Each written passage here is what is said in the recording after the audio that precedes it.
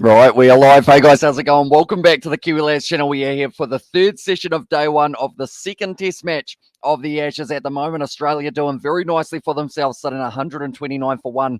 David Warner and Marnus Labuschagne, both being able to bring up their 50s here. They've got a 100-run partnership at the moment, and they are looking very strong in the early stages of this test match. At the moment, Marcus Harris, the only wicket who has fallen. He was 3 runs of 28 deliveries, but unfortunately for him, his day is over. But the Australian batting lineup is certainly not over yet. They have still got plenty of options. Steve Smith, the captain, has not even made his way to the crease yet, so that tells you that they have still got plenty of batting to come here for the Australians. But do let me know, ladies and gentlemen, how many runs do you think Australia will be able to get in their first innings of batting? It seems like they're going to be aiming for, I would say, roughly that, they've got to go 350 plus here, the way that they're going at the moment. They're already sitting 129 for one. We have got David in the chat, and also Ali Hills here as well. We have got there. Good to see George, and also always good having George in the stream as well. Hopefully he did learn a little bit about cricket as we were going along it as well. But yeah, hope you guys are all doing well, and hope you are all excited for another match. Hello, says Monkey Man. Welcome into the live stream, mate. And also 367 as the prediction there. And also, while we are at it, how many wickets are England going to be able to pick up in this session? Do let me know. At the moment, they certainly need a couple, because if they come out of the session with any less than probably 2 more wickets, they would call this one not a very successful day at all. It's going to be tough for them. They're going to have to work hard. But England, at the moment, how much have they got left in the tank for day one here? They know that Ben Stokes is looking a little bit worse for wear. He's had a couple injury problems in this matchup in 7 as well. Says a Monkey Man for how many wickets they will be able to pick up in this session.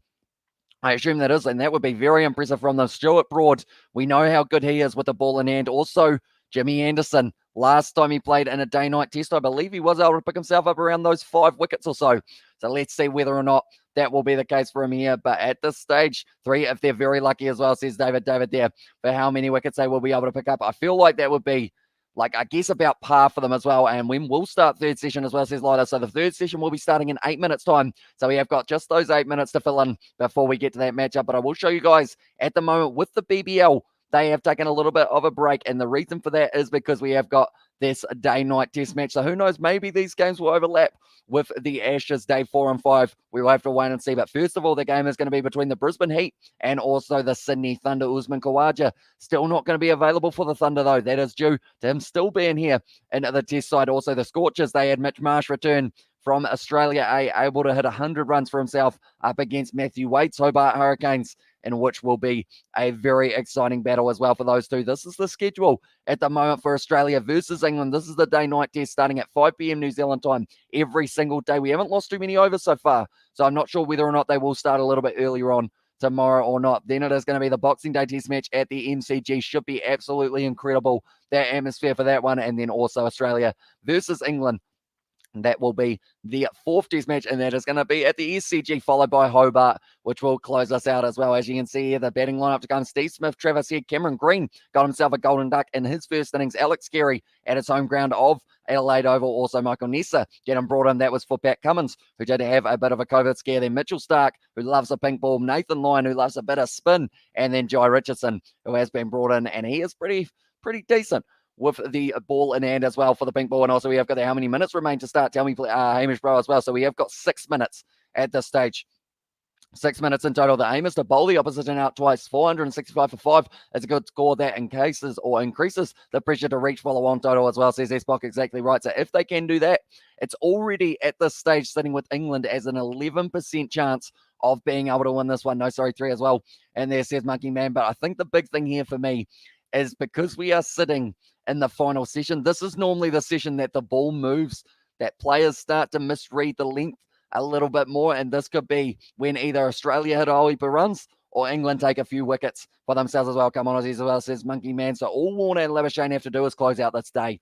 They won't be too worried about speeding up that run rate. They're going decently enough at the moment. They've been going relatively slow for that run rate, but they're still out there, and they are going to be putting in a very good bit of effort here to try and keep themselves both out there for the start of day 2, which is going to be tomorrow at 5 p.m. or 4:30 p.m., depending on the timing as well. But do let me know, ladies and gentlemen, will both of these men go on to get their 100, or will it just be one of them? And if so, who are you saying will be able to get there? Looking through at the innings that Australia had for their first batting performance, David Warner got 94. He was close, but no cigar in terms of being able to get that 100. It was 94 off 176 deliveries as well. Then Marnus Labuschagne, 74 off 117 deliveries for him. Travis Head, the top scorer for Australia with 152 off 48. Going to be interesting. We haven't actually seen any sixes as of yet at the at the Adelaide Oval as well. Who's your favourite YouTuber as well, says Monkey Man? That's a good question. I don't really get a chance to watch as much YouTube as I would like to. Unfortunately, I still hope we can get both out before stumps as well, says Sebastian. So that will definitely be the goal for England in this matchup. Looking through at their bowling from that second innings, just to show you exactly who they were bowling in the last one. It was Chris Wokes, Ollie Robertson, both men yet to pick up a wicket in this one. Mark Wood, he is not playing, so that was 25.3 overs that man bowled that they will be missing a little bit here, because Stokes, he bowled 12. He's already bowled quite a few with the bounces. He has been wearing himself down for Ben Stokes. So whether or not he will be bowling any in this final session, I believe Johnny Bairstow had made his way out onto the field at one point, and also Joe Root has had probably around that 6 overs or so far today. Jack Leach nowhere to be seen either, so that doesn't give them the other spin option. Going to be tough for the English in this one. Looking through at their figures for the last day of the match as well. Last time it was just a little bit from Robertson, Wokes, and also Mark Wood, but Robertson there was able to pick himself up that wicket early on in that last one. So can he do the same in this session? They need the breakthrough, and they need it now if they do want a chance of being able to beat the Aussies. Aussies are batting too slow as well. They will go for high as possible. Otherwise, the game will end in a tie as well. They may only bat once as well, says Esbok and IF Sub as well. Says that Monkey Man there in the chat. But nonetheless, do let me know in the chat. David Warner, Marnus Labuschagne. I'm going to say Warner outdoes his 94, but Labuschagne I think is going to pull up just short, and I think it will be that short ball that he might be receiving. But then saying that, Warner actually in the earlier stages, or in the later stages of that session, to Joe Root, actually had a reverse sweep for the second time in his test career. He decided that it was worth a crack of trying to hit it the other way, which was a little bit risky. But also Warner so far in this one has had himself 8 fours so far, and 3 fours going the way of Marnus Labuschagne. Both men bringing up the 50s. Both men would love to be able to bring up that 100 as well, but we will wait and see how it goes. 3 minutes now, ladies and gentlemen, till we get into the final 2-hour session of the day. And like they are showing there, David Warner with his reverse sweep, trying out that shot. And he almost ended up knocking it onto his stumps. And that would have been the last reverse sweep we ever see from David Warner if that one had bowled him. And George didn't mind the cricket at all. As someone else mentioned, he maintained his patience like a pro as well, given that he was watching test as well. Says Sebastian, yeah, I think he did pretty well throughout the whole kind of 2 hours or so. Because normally, like when we've watched cricket in the past, if it's like for 4 minutes, then he's like, so what else is happening? Like, what do we do now? But he did stay for the whole one. I think it was through you guys being here as well. Who knows? Maybe if I get enough time, we might be able to do like a George highlights of each day as well, and have it as like an edited down one of the George Knows or George Loons cricket series. That hopefully we'll be able to continue tomorrow. Although I did find out on Saturday he is going to be going away, and that will be to Tekapo once again. How much time or how many minutes as well? We have got only about 1.5 minutes. They're making their way back out there now for England. And also my cousin Lockie says hi as well, says Ollie Wilson. So welcome in, Lockie. Hope you are doing well. Hope you are excited to see some wickets falling maybe for England, or maybe some runs flowing for the Australians. This is a big session here. The George moment of the day as well, says Sebastian there. I tell you what, there were a few of them. That is for sure. He was persistent on that declaration system. That is for sure. But at the moment, they are still doing those tours on the top of Adelaide Oval, getting to stand up on the roof and watch the cricket from up there. Surely that does not feel too great for you as well when you are sitting up there, defying gravity almost in a way. But Warner at the moment, he has been very solid. 65 balls faced and 135 balls faced for 65 runs. Marnus Labuschagne facing more deliveries than he did in the last match, sitting on 160 and bringing up the 53 as well. So this partnership at the moment, 125 of 279 deliveries. They're certainly in no hurry here, the Australians, and they don't really need to be. They can just keep on batting this out, wear down the English bowlers, and then get to tomorrow and maybe have a bit of a swing and see if you can put England in for the evening session tomorrow when that ball is starting to swing. But it looks like Jimmy Anderson at the moment testing out the leg muscles. He will have to bowl in a big session here. I think that is why they didn't bowl him too often in that last session, the middle session of the day, was so that he was ready to go for this final one. He has actually only bowled the 10 over so far, Jimmy Anderson. Stuart Broad also bowling the 10. Chris Wokes 8. Ollie Robertson getting through 11. Also having quite a few maidens for him, 5. And about 4 in a row for those ones as well. And then Ben Stokes with the 9 was able to get the maiden, but also may have caused himself a little bit of damage. And then Joe Root sitting there, 5 overs bowled for 23 runs. And also we have got there, how much do you rate Joe Root as a captain as well? And the chat says, Kevin, it's a good question. I mean, I feel like he is the best man for the job at the moment for the English side. I don't really know who they would have as a replacement. Do let me know if you would have anyone else as the English captain. And also, bro, guess what, says Ollie Wilson. Do let me know, mate. Now, Marnus Labuschagne, he's going to be at the non-strikers end, sitting on 53 off 160, like I mentioned, in Warner, sitting on 65 off 35 or 135. Tell you what, if it was 65 off 35, he'd be on fire. And you're a cool guy as well, says Ollie Wilson. Appreciate that, mate. And hope you are enjoying these matches that we have been doing so far of the Ashes. And superstition in cricket, do you know the term Nelson? Or are you too young as well? I do not know the term Nelson. So do let me know, Spock. Do let me know what that is about. Is it kind of like a superstition for one country, or is it like everyone will give Joe Root a 9 out of 10? He can't really go better at the moment. Yeah, I feel like he is the man for the job. They don't really have anyone else who can probably go right up there in that regard. Definitely not when they do have Owen Morgan as their ODI and T20 man in charge as well. That's going to be the dot ball for Warner, getting us back underway for the final session of the day. They will be trying to get through to somewhere around that 90 overs, but I feel like they're going to be about 5 overs short here, at least here for England, with Jimmy Anderson just dawdling back to the mark at the moment. We'll be getting the legs 5 back up. He will be steaming in soon. Jimmy Anderson, definitely, if he can taste a wicket for himself here in the upcoming balls, definitely imagine that first ball back or first over back picking up a wicket. What are your thoughts on Ben Stokes as captain as well? Says Kevin. He's probably the other one that people do mention. That's a nice drive from Warner. It's straight to Rory Burns, though, who was at short cover. But yeah, I think he is the other guy that people do normally mention as an option for captain. Unfortunately, at the moment for him, though, he does seem to have quite a few injury troubles, Ben Stokes, and I think he has ended up injured in this game as well. So I think at this stage, Joe Root, it's always tough having an all-rounder as a captain. Normally it is either the batsman, or we do see in this one, it was going to be Pat Cummins, but now instead Steve Smith does go in there as well. At the moment, Jimmy Anderson, they're just showing his warm-ups beforehand, trying to keep those muscles warm. Nicely bowled, and it's going to be blocked by David Warner once again. The sun has pretty much gone down there in that situation by the looks of it. And now Jimmy Anderson going to be there once again for his 4th delivery of this over. It's going to be an important one, that is for sure. Kiwi lads, it's my favourite streamer in the whole wide world as well, says Ollie. So thank you very much, man. And some say it's unlucky because 111 resembles 3 stunts without bails as well, which obviously equates to dismissal as well, says Spock there. So yeah, at the moment, it's going to be interesting. These two guys, I feel like their partnership could easily go above 150 at least by the end of the session, if not maybe even 200, I will say. As well, Ben Stokes is far from captaincy because of his performance on the field, in my opinion. You need better stats as a skipper as well, says Sebastian there in that chat as well. But do let me know, ladies and gentlemen, who is getting the wicket here in this session? Who's going to get the breakthrough for England that they require? And also Nelson is the number 111 as well. And the chat says, and it was Spock there in the chat. So is it a reference to like someone's like number on the back of their shirt? Is Nelson a person, or is it Nelson the place? And agree, Ollie, he's up there in my top 5. He's got a good community as well, says Robert there. Now nicely bowled outside of the off stump. And it's going to be left, 1 delivery left. Jimmy Anderson at the moment, he's sitting 124, 129, 128, 125, and 130. So he seems like he is slowly starting to warm back up for this one as well. He only got a couple overs in that last session. So it is understandable. Big Jim with the wicket as well, says Sebastian there. So if Jimmy Anderson can get the breakthrough, we know what he can do with the pink ball. We've seen it in a previous test match with the pink ball. Australia, though, they have never lost a pink ball test match, and they are playing like a side who have never lost one as well, the way that they are going at the moment. Anderson, final delivery of his first over back. It's a cut shot there from Warner, and it's going out to deep point. They have got someone back there, and it's going to be taken nicely by Robinson, and they do get back for the 2 to close out that first over. So it will be 131 for 1, and my bet Stuart Brody as well.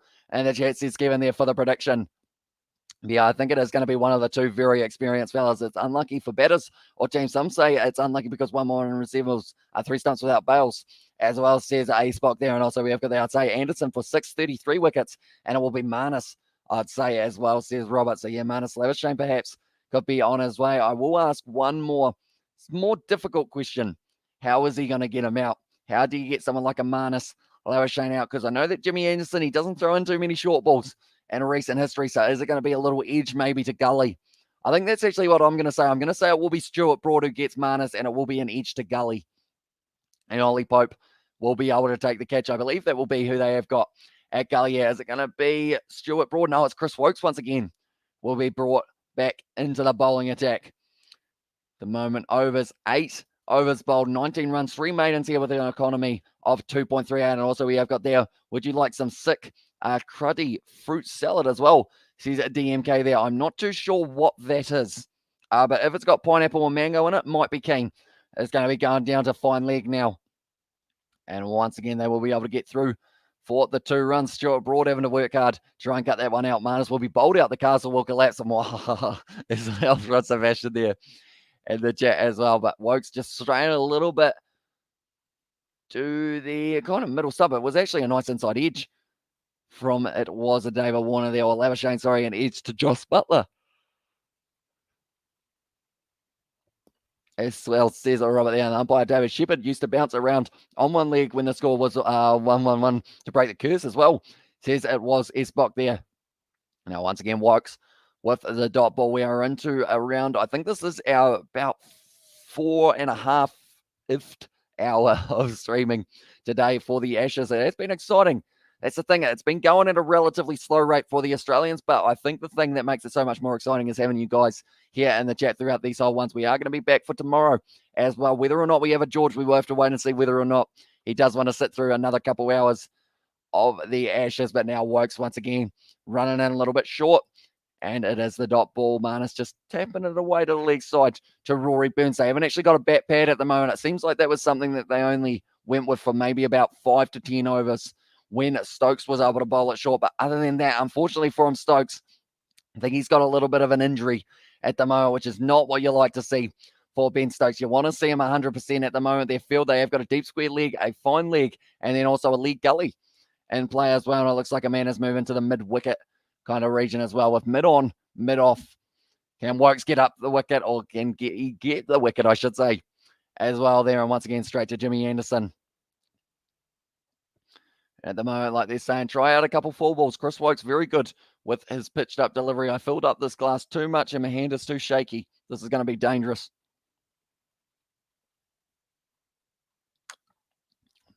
Had to drink a decent amount there to make sure that it did end up not spilling it when I put it around the corner. And yet again, I just made the out emoji just in spite of me as well. Says Sebastian there. It's going to be left once again by Marnus just outside of the off stump. Having a bit of a chat there with Chris Wokes, and also it's third Ashes on Boxing Day Amish as well, says Kevin. It is indeed. I will show you guys the one moment. We will go like this and we will go like this. There we go.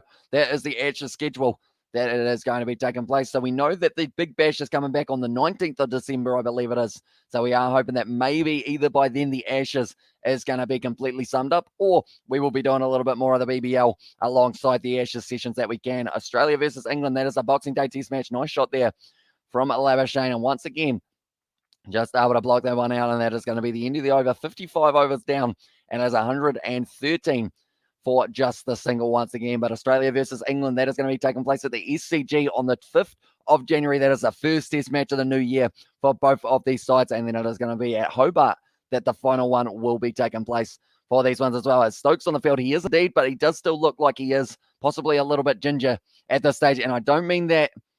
I just realized how that sounds. I don't mean that as in like his hair. I mean that in terms of the fact that he did have a little bit of an injury earlier on. So hopefully that is going to be nothing too serious. Australia is very famous for horse racing as well. So DMK there, and also we have got there, and the Aussie bogey number, it's 87, which is 13 runs shy of 100 as well, says S-Bok. And at the moment, David Warner, he's sitting on 67, so he's slowly getting closer and closer to that mark. Jimmy Anderson now coming round the wicket to David Warner. Once again, hit into the deep, and that's going to be another 2 runs. The Aussie's still looking fresh here between the wickets, and that is something that the longer they can keep England in the field, the longer it is going to be before England get to have a little bit of a rest, resting the legs. They are going to have some sore bodies tomorrow, definitely when they haven't got themselves a second spinner in Jack Leach. Don't even know if David Milan is out on the field at the moment. Is he playing in this game? He is. I haven't actually seen him all day. Unfortunately, we've got there the Boxing Day tests on Sunday as well, says Robert there.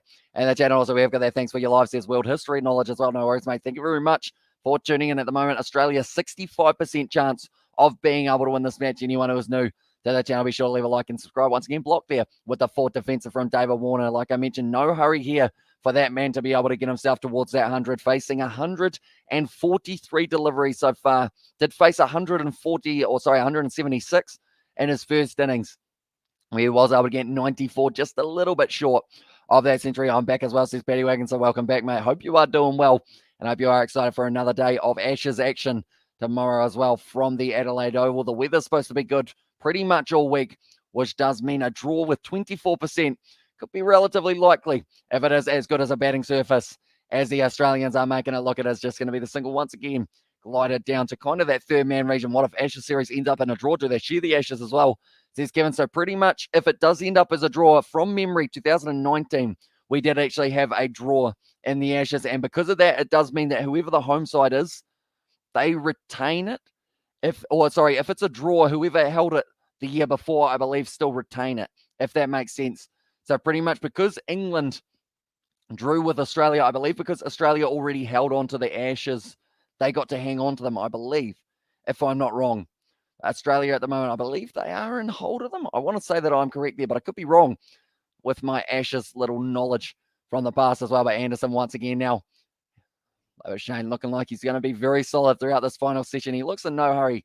Labuschagne never does. It's one of those batsmen who don't mind just sitting there at the crease, ball after ball, just tapping it back, making the bowlers, the older bowlers and Jimmy Anderson, have to just keep on working the body, see whether or not they can wear them down before. That's the thing. We're not just looking at this test here for the Australians. They are thinking, well, if we can keep them in the field for a few more days, we're going to have to wait and see. You're correct as well.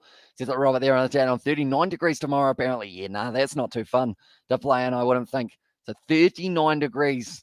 That's the thing. Australia, they will see that and they will go, right, boys, we don't want to lose wickets today because we don't want to be in the field tomorrow, because that is going to cook us alive at that rate. But that is going to be the dot ball once again for Marnus Labuschagne at the moment. 55.5 overs down here. Partnership almost 300 balls worth for these two guys, and also Australia has it as well, says Paddy Wagon there, and 132 runs for the Australians with this partnership of Labuschagne and also David Warner have been looking very solid at the crease. Couple early chances for England. Unfortunately, Labuschagne was dropped on about, what was he dropped on? About 15 or 20 or something around there, I believe it was, and also basically back till dinner tomorrow as well, says Kai Broom in there. Then you would give yourself the chance in the evening to see whether or not that ball's going to do special things at the SCG. Or sorry, not at the SCG, at the Adelaide Oval with their pink ball. 40 degrees is the best heat as well, says Amish Spencer. Probably is if you're used to 40 degrees. I don't know when the last time was that these English players would have experienced 40 degrees. And depending on whether or not there is the wind as well, imagine that running into the 40-degree wind as well. It just wouldn't be nice for an English batsman. Definitely when your muscles are hurting. The last thing you want, like that's the thing, even wind, when you have to run into it for a bowler, heading into that headwind just sucks. You know, you don't want to be that guy who has to just steam in. Normally it's the younger guy who does have to have the wind in front of him. And also England looking like fried prawns tomorrow as well, or going to look like fried prawns tomorrow as well, says Victor. Yeah, it's not going to be pleasant for the English, that is for sure. At the moment they have got some chips there in the crowd. We do enjoy a bit of fish and chips, although there is no fish and chips on offer here for myself. I believe I will be able to cook some chips after this final session, which will be ending at about 12 p.m. New Zealand time. Sorry, 12 a.m. Wokes once again outside of the off stump, and it is just going to be going through to the keeper. Butler, he had a very good take earlier on in the day where he was able to get that important wicket of Marcus Harris, who did go on 3 runs off 28 deliveries down the leg side, did try and go for the pull shot, didn't connect, and it was a brilliant catch for them as well. And at least it's a dry heat in Australia, not humid as well, says Sebastian there. Yeah, I feel like the shadow that is coming here this evening session will feel nice for the English players. Like, even though you're still sitting at around 28 degrees or something, it's just not having that sun on you anymore. Feels a lot better. Great shot down the ground. Well fielded there by Ben Stokes, and they are going to be getting back for the 2 runs. Stokes thinking about throwing it, but he is certainly sucking in the hard ones at the moment there for Ben Stokes. And also, I was helping assist with the bushfires in 2019, and that was almost 50 degrees as well. Says Amish Spencer, yeah, it's very hot. That is for sure. Like here in New Zealand, we consider 20 degrees a hot day, like for the region that I am, because normally the closer to the Antarctica side of it you go, the colder that the weather is. You imagine 39 degrees with like 98% humidity as well. And there, yeah, that would not be fun. That is for sure. Nicely hit down the ground once again from Warner, and that time he said it better. Ben Stokes has to try and chase this one. He's chasing. It looks like it's going to tease him. It's going to go right to the boundary, and he pulls it up there. about a metre short of the boundary. Good chase from Ben Stokes, and he is able to stop it from being the boundary in just a 3-hour England. Keeping up with the bowling rate as well. Will they be able to take the new ball before close of play, says Spock? I think they'll only get a couple overs at the end of this one, because at the moment they should be up to 60, and they have already done a couple overs of this evening's session, and they are sitting on 56. So they're a little bit behind in that regard. I believe they finished about 4 or 5 behind in the first session. Ben Stokes at the moment, he is gritting the teeth. You can tell that he is in pain at the moment, but he is working hard for a side. I was supplying water and food, not actually fighting the fire, but still, it was hot and scary as well, says Hamish Spencer. Yeah, it certainly would have been for that one. It is going to be now whipped away to leg side by Marnus. Once again, another dot ball for them as well. And also that's a Romanian humidity, about 80 or above 80% pretty much the whole year as well, says Sebastian there. And I feel like this is going to ask, or probably sound like a dumb question, Sebastian, but humidity and cold, how does that work in terms of, like, do you feel it as if it was like a hot day with that humidity, or is it like a weird feeling to have like coldness with the humidity as well? Do let me know. I'm actually curious. I haven't experienced cold weather with humidity before. Great shot there from Marnus. Hit down the ground, and once again, Ben Stokes has to try and chase this one down, and he is not giving up. And once again, he's going to cut it off just a metre from the boundary, and you got to say he is working hard. He's almost thrown himself to the ground there, Ben Stokes, with the effort that he has put in. Try and get to that one. Humidity and cold is nothing as well, says that Sebastian there. Or sorry, says Hamish there in the chat. Ben Stokes chases that one down. Marnus is just being mean at the moment, just hitting it down the ground, just pulling up short of the boundary once again. And Ben Stokes, just see the way he throws himself. He almost looked like he was out on his feet there when he did throw it for Ben Stokes, but he's getting the round of applause from the Adelaide Oval. They are appreciative of what he is doing in the field. He's having to work hard, that is for sure. They were actually talking about it yesterday or earlier today about the fact that Ben Stokes' father was playing a little bit of rugby league, and if he had decided to sign for an Australian side, Ben Stokes would have actually been available for selection for Australia rather than England, but he is going the English way. That is going to be 8 runs off Wokes' over and 57 overs down, and it is going to be 144 for one there as well. And I agree, Seb, a nice one, Hamish, as well. And the chat says Victor there. And also we have got that good on you, Hamish Spencer. Those bushfires were scary as well there. And same here for last like week or two as well, says Betty wagging there. I assume that is for the temperature that we have at the moment, or in terms of the humidity perhaps there. Ben Stokes at the moment, I don't believe he will be doing too much bowling. He almost just throws himself down to the ground. The crowd were loving it. We have got that actually. It's worth when it's humid as well. It feels chillier as well. And the no ball will be there. Our wing counter says 56.5 or 56.5 says 80 as well, says Robert. It will indeed be after the 80 overs. You can choose to take the new ball, and I believe that is exactly what the English will be doing in this one. Labuschagne once again going to be on strike. Jimmy Anderson having to work hard. This is his first match back. Same with Stuart Broad. Both of the men not in that first match at the Gabba, where England did come up short there, almost by an innings. In the end, they certainly want to make it closer, but at the moment, Australia's making it tough to do, with just a 10% chance of England being able to win this one. Marnus Labuschagne does just block that one once again. So I feel like he will literally be out there all day tomorrow if he does get the chance. Marnus, he's one of those batsmen, like, that's the thing. 144 runs. That's a familiar number. One moment, ladies and gentlemen. I am just going to quickly check, see how many runs England were able to get in their first innings. And at that matchup last time, it was the fall of wickets. What are we sitting at? And then they got bowled out for 147 in the end. I thought that the 140 sounded pretty familiar. And also, don't thank me, thank the firefighters. I didn't do stuff compared to them as well. Yeah, it is always those people who are in the emergency services and everything like that who do a lot of work that people don't really take, take for granted, I guess you could say. But yeah, it is very hard work. Definitely, like you mentioned, in 50-degree heat. That one as well. Ben Stokes wants a drink. He is pretty hot at the moment for our side. All winters have high humidity, mostly above 80%, up close to 100 outside as well. Says it was Spock there at 147. Says it Robert there. At the moment, it is going to be tough for Ben Stokes. Whether or not he bowls again, we will have to wait and see. He certainly won't be too keen to go out there. But now it will be Jimmy Anderson once again, nicely blocked. A little bit of charades happening there between Ben Stokes and also the dugout for England. But Rory Burns, does he end up? I don't think Rory Burns has ever bowled, has he? That I can think of. David Milan, like we mentioned, it is actually in T20 that he does get a little bit of an opportunity. Australia made 425 as well, says Robert. So Ben Stokes wants the water. They're trying to work out what he is asking for from the group on the sidelines. It's very tough to tell for Ben Stokes. Now Jimmy Anderson once again bowling it, and Labuschagne just blocking. He is willing to just stick it out at the crease, try and close out this day with Australia.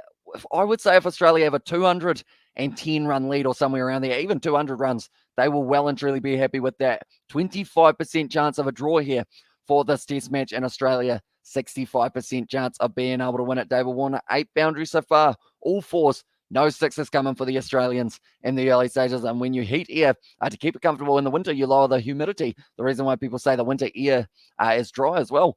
Says Eastbrook there. I feel like we're learning science all over the place here. They're on the leg side there.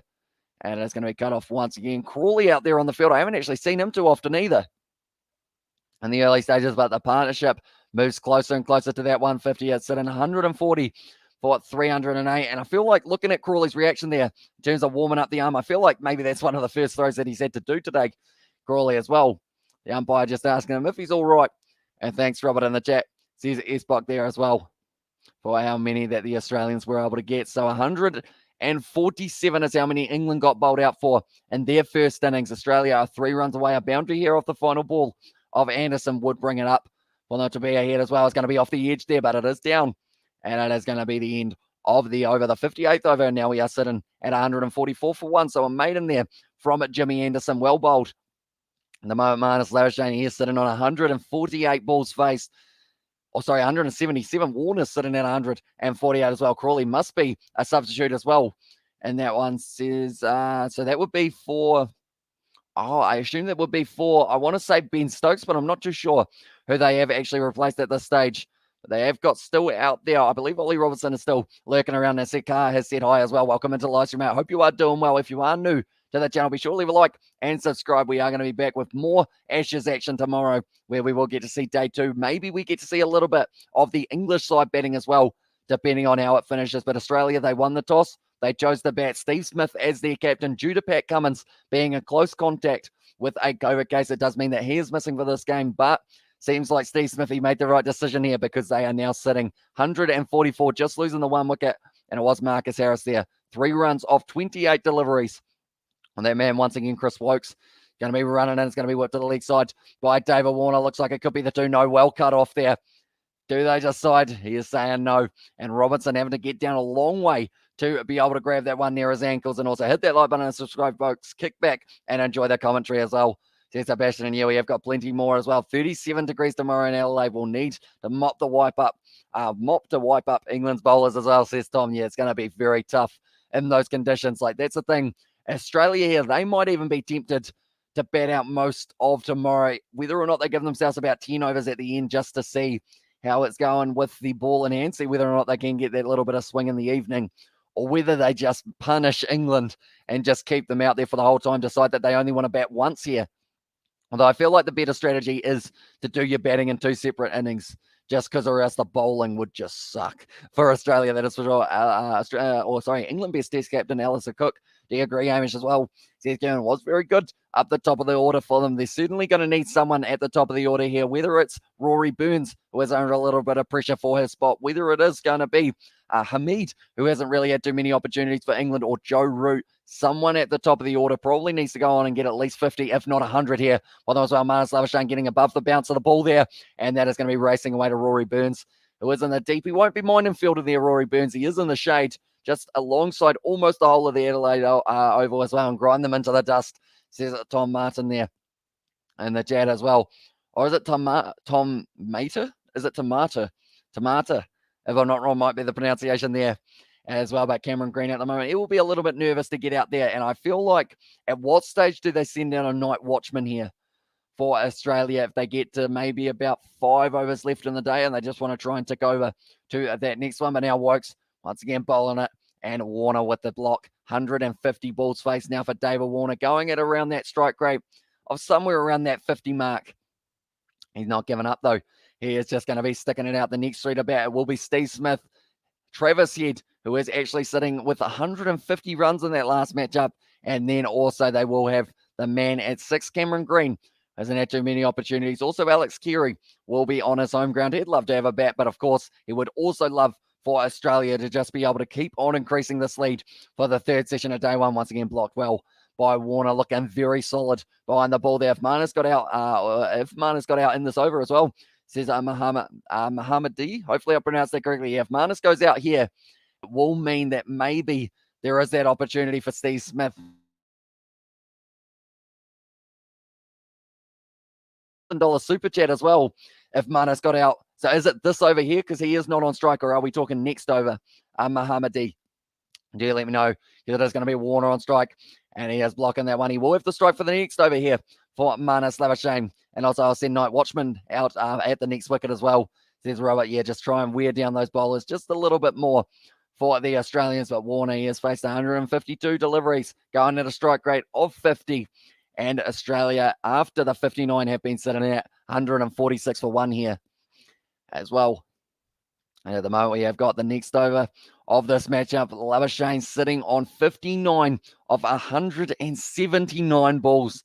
Both men facing over that 150. The partnership is 315 balls together as well. How's the pitch? Bouncy, dead, uneven, holding better for fast bowling swing as well. CC spot. We actually got to see quite a bit of spin from Joe Root earlier on in the day, which will give Nathan Lyon a lot of confidence for those later stages, as Joe Root is probably the only real spinner that they have got, and he is only part-time as well there. But I would say overall, it looks like the bounce has been true so far throughout this match, so I don't think it's having any variable bounce or anything like that. And there is plenty of bounce. You've got to make sure you're pitching the ball up if you do want a chance to get into the LBW. Jimmy Anderson there. Nice little delivery there, and Viola's in the chat as well. Welcome into the live stream. I hope you are doing well. Labuschagne on strike at the moment, sitting on 59. He has been dropped once and then also had 2 half chances to be able to get Labuschagne out there in the later stages. But nicely done by Jimmy Anderson, just bringing that ball back into Manus, and then just having that late bit of turn away. And thanks so much as well there in the chat. And why did the English bring Anderson instead of Curran as well? Anderson's average less than 3 wickets a match in Australia as well, says Tom Martin. It's a good question. I know that people were saying, why haven't they got Mark Wood there for this matchup? But unfortunately, they don't seem to play Mark Wood twice in a row because of the fact that he does always put plenty of kind of pressure on the body. It's going to be Wokes now having to chase this one out through cover, and it's looking like they will be picking up at least 2 runs between them as well. So now Australia, they have got more runs than England got in their first matchup, or their first innings, I should say, for the match at the Gabba. And thanks so much as well, says S-Book there. And also where's Owen Morgan as well. I believe he's still in England at this stage. We'll be spending Christmas with the family at this stage, session by session at the moment. 66 wickets in the first, 41 in the session in the second, and then 53 in the third. So this is when it really picks up for the bowlers in a day-night test matches at Adelaide. Can Jimmy Anderson dig deep and get a big wicket here? It's going to be nicely played, though, by Manus, just shutting down any momentum. Manus on strike as well, says it Mohammadi. He is indeed. So he has got 3 more deliveries left of this over. And Manus at the moment sitting on 61 runs. He's only hit himself 3-4. So it's been a very, I guess you could say, just stuck in innings, not willing to go anywhere there for Manus Labuschagne. We're already actually a third of the way through the final session of the day, or sorry, a quarter of the way. So if you are new to the channel, be sure to leave a like and subscribe. It is hugely appreciated, all you guys being here. We will be back tomorrow with a little bit more of the Ashes, and also when the BBL comes back, we will be here for it as well. Nicely bowled, nice shot down the ground, but Anderson gets it. Oh, he's looking slow there for Anderson. He's fallen over. Has he winded himself here, Jimmy Anderson? It looks like he's having a bit of a coughing fit at the moment. He's looking like he is struggling out there at the moment for Jimmy Anderson. This is tough for the English bowlers. 59.4 overs bowled so far, and they are looking like they have put in a couple big days at the office. Jimmy Anderson, he bowls it nicely. Does end up grabbing that one of Manus, and then his leg just gives out on him. Jimmy Anderson, this is tough for them in Australian conditions. And he just has a little bit of a coughing fit as well there for Jimmy Anderson. Might have swallowed a fly, and Anderson will will need a respirator and some time in an aged care facility after tomorrow. Well, indeed, it's going to be tough for Jimmy Anderson, that is for sure. He's still steaming in, though. Still getting it through at about 128 kilometers an hour. Only gone for the 20 runs of his first 13.5 overs, but he wants that wicket. Wicket here for England might be able to just carry them through to the end of the day. Be able to go, right, boys, now it's time to work. We can get ourselves just the one more. And at the moment, it's looking like it is a bit of fight or flight here for England as well. Steaming in once again. Jimmy Anderson pitched up delivery, little bit uppish, but it falls short of Ben Stokes, and that is going to be the end of the 60th over now, 148 for one. The most kind of, I guess you could say, the riskiest, the biggest chance, I should say, for England in the second stage of the day as well. I've got there in South Africa. We used to criticise Jacques Scarlett when he batted to side less than 50% scoring rate as poor and won't deliver a result. Also putting pressure on the rest of the team as well, says Spock there. And I think that was where originally in the earlier stages of the day, if they didn't end up having a good partnership here with Warner and also with, it was Marnus Labuschagne, if they didn't get that massive partnership going, then it would have been in that situation of, I think it would have been maybe like Steve Smith and whatnot, who had to go just a little bit more aggressive and also wearing white clothes, much cooler in the sun as well. Says that Kevin Thomas down less than zero as well, says Mark Morris, and you lost. As I says Mohammadi, Marnus Labuschagne doesn't look like he's going anywhere anytime soon. I think he will be betting out the rest of the stay, perhaps, if he does get the chance. But at the moment, Warner and Labuschagne, they've batted for 322 deliveries. The partnership almost bringing up 150 here for themselves. And also we have got there Barmiami in the chat from Sebastian. Also we have got there not in the Aussie Sunmate as well, says that Tom there in the chat. I'm wondering whether or not my old whites would still fit me. Do I wear whites for one of the final days of this test match? Perhaps see how it goes. You guys want to see it? Do let me know. Perhaps I will consider it for that one as well. And out is going to be Wokes. Hit down the ground there for Warner. It's a nice shot, and this is going to be at least the 2 runs. It looks like once again Jimmy Anderson trying to cut it off. He's given up on the chase because instead Stokes has said, I've got this one once again, mate. And he does throw it in to the keeper there, Josh Butler. Still just running hard. Ben Stokes in the deep. And also not an Aussie sunmate as well. Yeah, it has been hot. And like that, someone mentioned 37 degrees tomorrow could be what they are looking at for England. They do not want to still be out on the field, but they certainly will be. And less than a 50% score rate is fine. When the English plan was to get Warner out early, and he killed the chance as well. And there says Mark Morris, and also wearing suits. Won't help the Poms tomorrow as well. And the chat says Tom there, but that is going to be the 150 brought up by the Australians, 151 for one, only the 1 wicket, and it was Marcus Harris. That was a long time ago that they were able to get that wicket. Oh, bit of pop there for Chris Wokes. And Marnus Labuschagne appreciating that ball. It did end up just kind of, I guess it hit the seam of the pink ball and it ended up just kind of getting a little bit of extra bounce for himself as well. At the moment, we're just looking at this one, whether or not Marnus misread it. No, it did pop off the seam there. Almost cleaned up the fingers of him as well. You should wear the cricket whites for the cricket streams. Good change from the old hoodie as well. Says that David Doe there. So, yeah, perhaps we could get it going for one of this ones. I'm not even sure what whites I've got. Have I got one? I might even have one that has like the South Canterbury logo on it from when I was in the developmental side. But I don't know whether or not I have still got them and whether or not they still fit me. I might have to just go with the GMs. I have got them as well. At the moment, Wokes, he has been a little bit expensive today so far, but he has been creating chances for a side. It looks like they're moving short cover. They have got the slips as well, and they have got a mid-off and also a mid-on.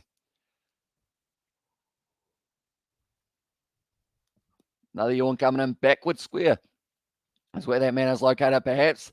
That's the thing. If Ben Stokes can somehow bowl here, I feel like he has the best chance to get Marnus Labuschagne out. Going to be left once again by Marnus. Outside of the off stump, no need to play out that one for him. And 131, Ben Stokes. Oh, sorry, Chris White still getting it down there as well. You can wear your white shirt, suit with sun cream on Hamish as well. There says Kevin as well. And if Marnus has gone into that over, you would have paid for commentary as well. Says Mohammadi there. Exactly right, mate. It would have ended up being very good for our channel, that is for sure. At the moment, Marnus is just happy enough sitting there at the crease. I feel like he will be out there for another, at least, I think he's going to be out there for another 70 balls or so, going to be just missing the off stump there. Once again, Labuschagne, that is the end of the 61st over in developmental cricket, Hamish. Pretty impressive pre-tower as well. Says that it was David Dover there. Although, to be fair, like, I'm from South Canterbury, which doesn't really have that many people. So I feel like it was probably like 30 kids trialed for it, and I was one of the kids who did get in for that developmental side rather than the kind of first 11 side of it as well. But I did a little bit of spinning in my time, and also a little bit of wicket keeping as well was another one that I did like to do quite a bit. But yeah, overall, I don't think my average was very good with the bat in hand. Unfortunately, I was always one of those kids who never quite was that tall, so everything looked like a bouncer. So I just learned how to play off the back foot, but never had the power to be able to hit the ball to the boundary. I don't think I hit a boundary till I was like 16 or something like that as well. And now it is going to be Steve Smith in the background. They are just showing that he is still ready to go. If he does get the opportunity, he will be hoping that he does, but also hoping that he doesn't at the same time. He is the captain for this matchup. Anderson now creating the angle, and Warner once again misses that one, but it is just going to be the dot ball. That's going to become a very common saying for myself. If I was putting down every time there was a dot, I would have a nice picture by now. And I feel like it would be in the shape of one of those McDonald's McFlurries that they have been advertising throughout the day as well. The caramel or caramel milk ones, they look all right. That is for sure.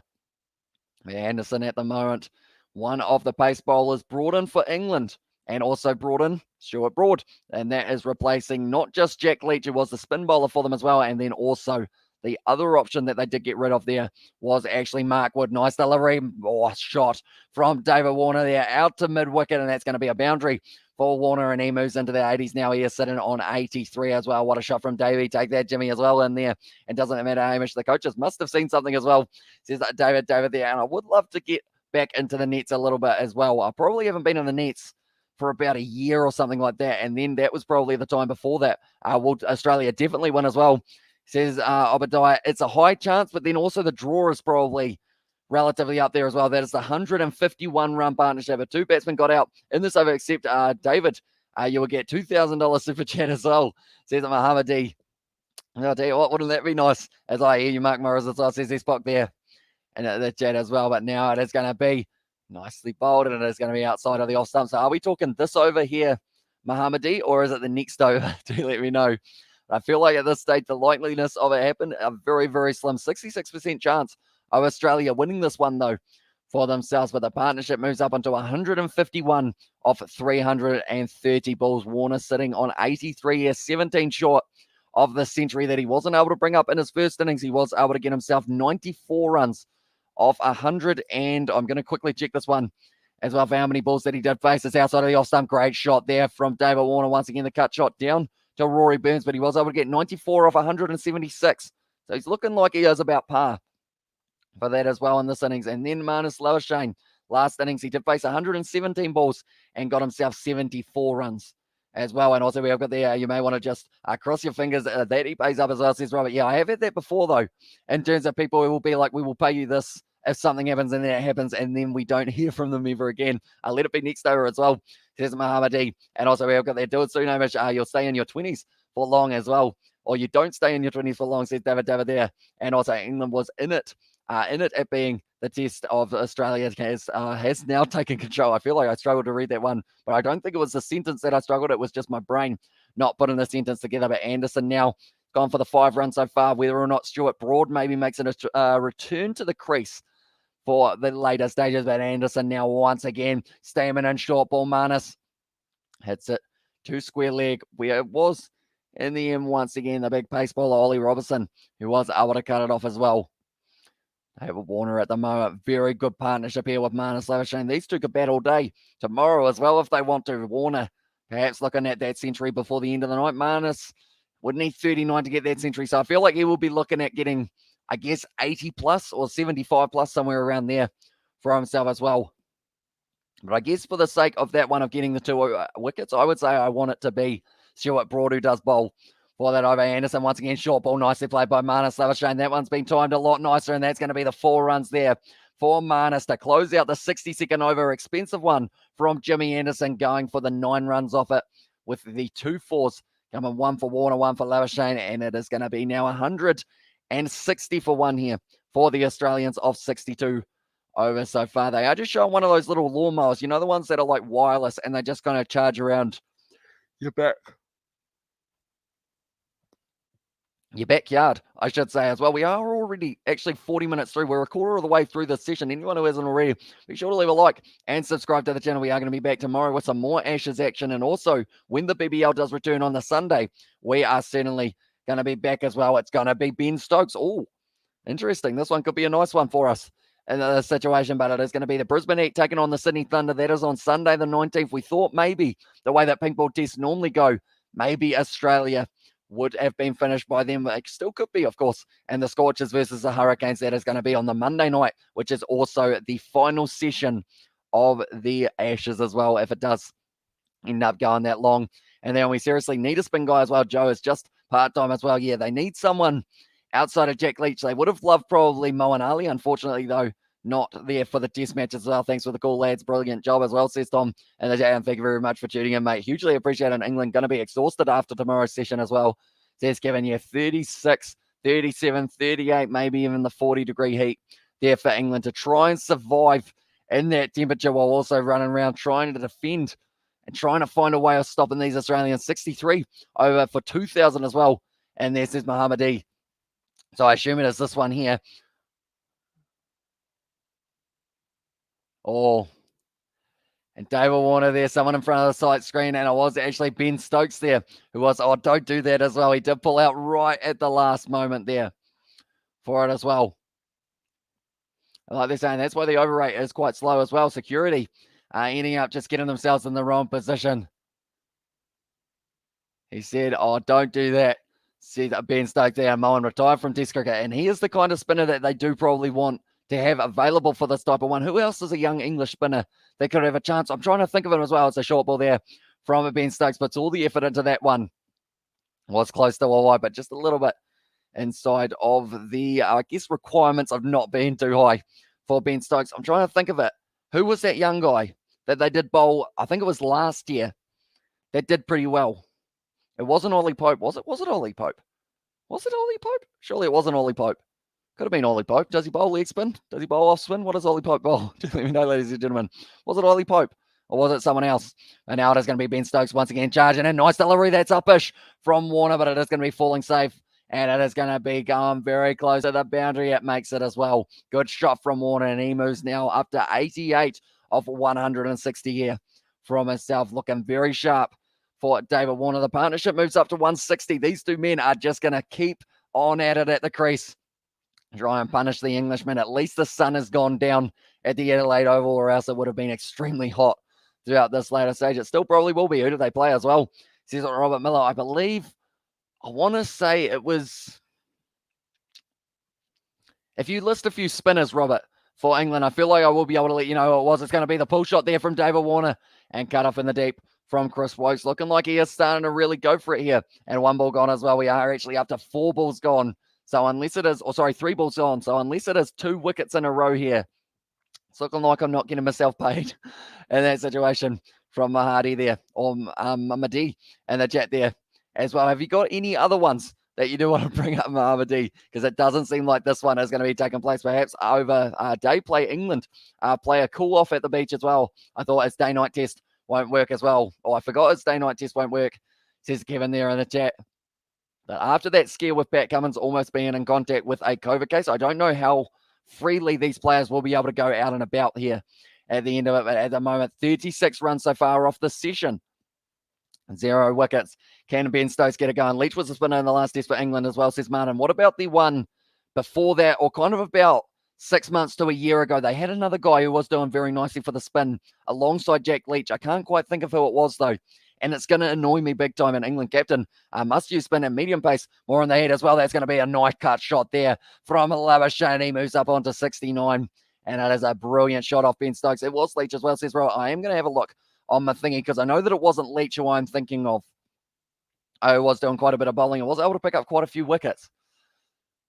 Who is it? I'm going to look back. I feel like it was probably in one of those subcontinent ones, Muhammad Ali as well. Or I assume that is and they're from Moeen Ali, but it was not him either. I'm going to look here at England's cricket record for one moment. Bear with me, ladies and gentlemen. But at the moment, Stokes once again has been into the boundary. 9 runs off this over as well, but he is retired from Test as well, says Martin there in the chat as well. Stokes bowl it, and it is going to be just the dot ball there for Marnus. Right, we click on this, we go to England, and I'm going to go about 6 months ago or so, see whether or not I can find him for the test match. So that is going to be the warm-up. Internationals T20, right.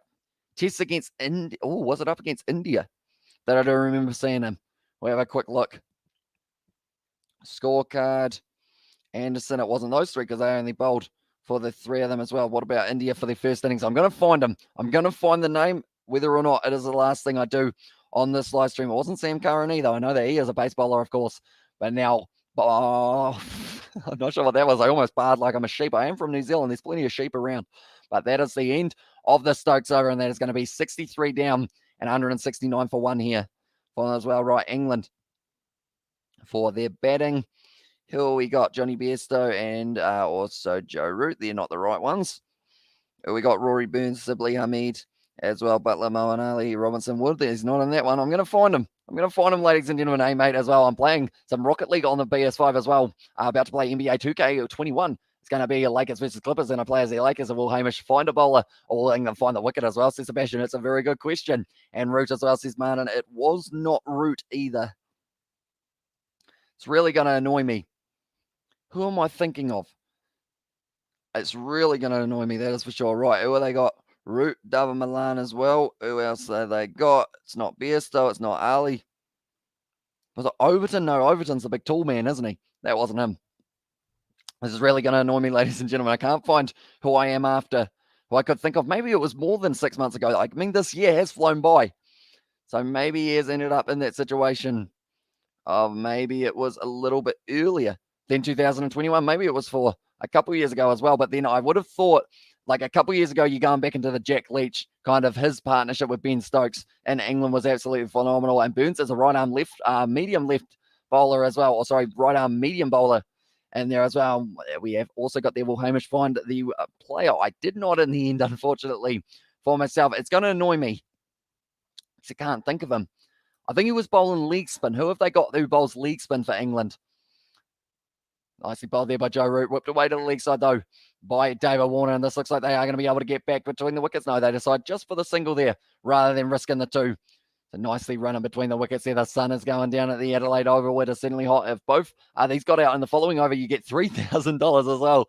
Says it was Mohammadi there in the chat. Both of these guys in the next over. See, I feel like saying even both of these guys before the end of the session, your money would be safe for this one, just because it doesn't seem like these two are going anywhere anytime soon. Although Joe Root throwing up a little bit of something different here for the English. Labuschagne there, nicely working it to mid-wicket, and that is going to be just the one. Once again, Jack Leach as well, says Spock. Sure it wasn't Jack Leach. Who bowls the leg spin for England? Have they had a leg spinner recently? Am I thinking of Liam Livingstone from like the T20 matches? Surely not, but it could be. To be fair, I might have had the wrong format there. I swear I've seen someone for the test matches as well, but I can't think of a leg spinner that they have had in recent time there for England for their leg spin. Joe Root, nicely bowled once again. It's just going to be the dot ball. We have got there, let it be next over as well, except for the run out, as well says Mohammadi and the chat as well. Ooh, it's going to be tough to see whether or not we do lose Warner and Labuschagne, both in the same over here for the Australians. Root there, nicely delivered, and then just rotating the strike nicely here. Hamid having to cut that one off. Danny Briggs as well. Is Robert Miller, not sure if it was Briggs, pretty sure only spin bowlers English have used in the last 18 months. A Leach, Ali Root, and one more as well, says Martin Kelly. So maybe I am thinking of Liam Livingstone for his leg spin, because he bowls leg spin, doesn't he? Or is he an off spinner as well? Matt Parkinson, as well says Betty Wang. None of these names are ringing the bell. I can't think of who it is. I think it is Liam Livingstone, and I was just getting my formats completely confused for kind of the T20 and the test matches because of the fact that we did have the Cricket World Cup recently. And we worked away to leg side, and it is a dot ball to close out the over there for Joe Root.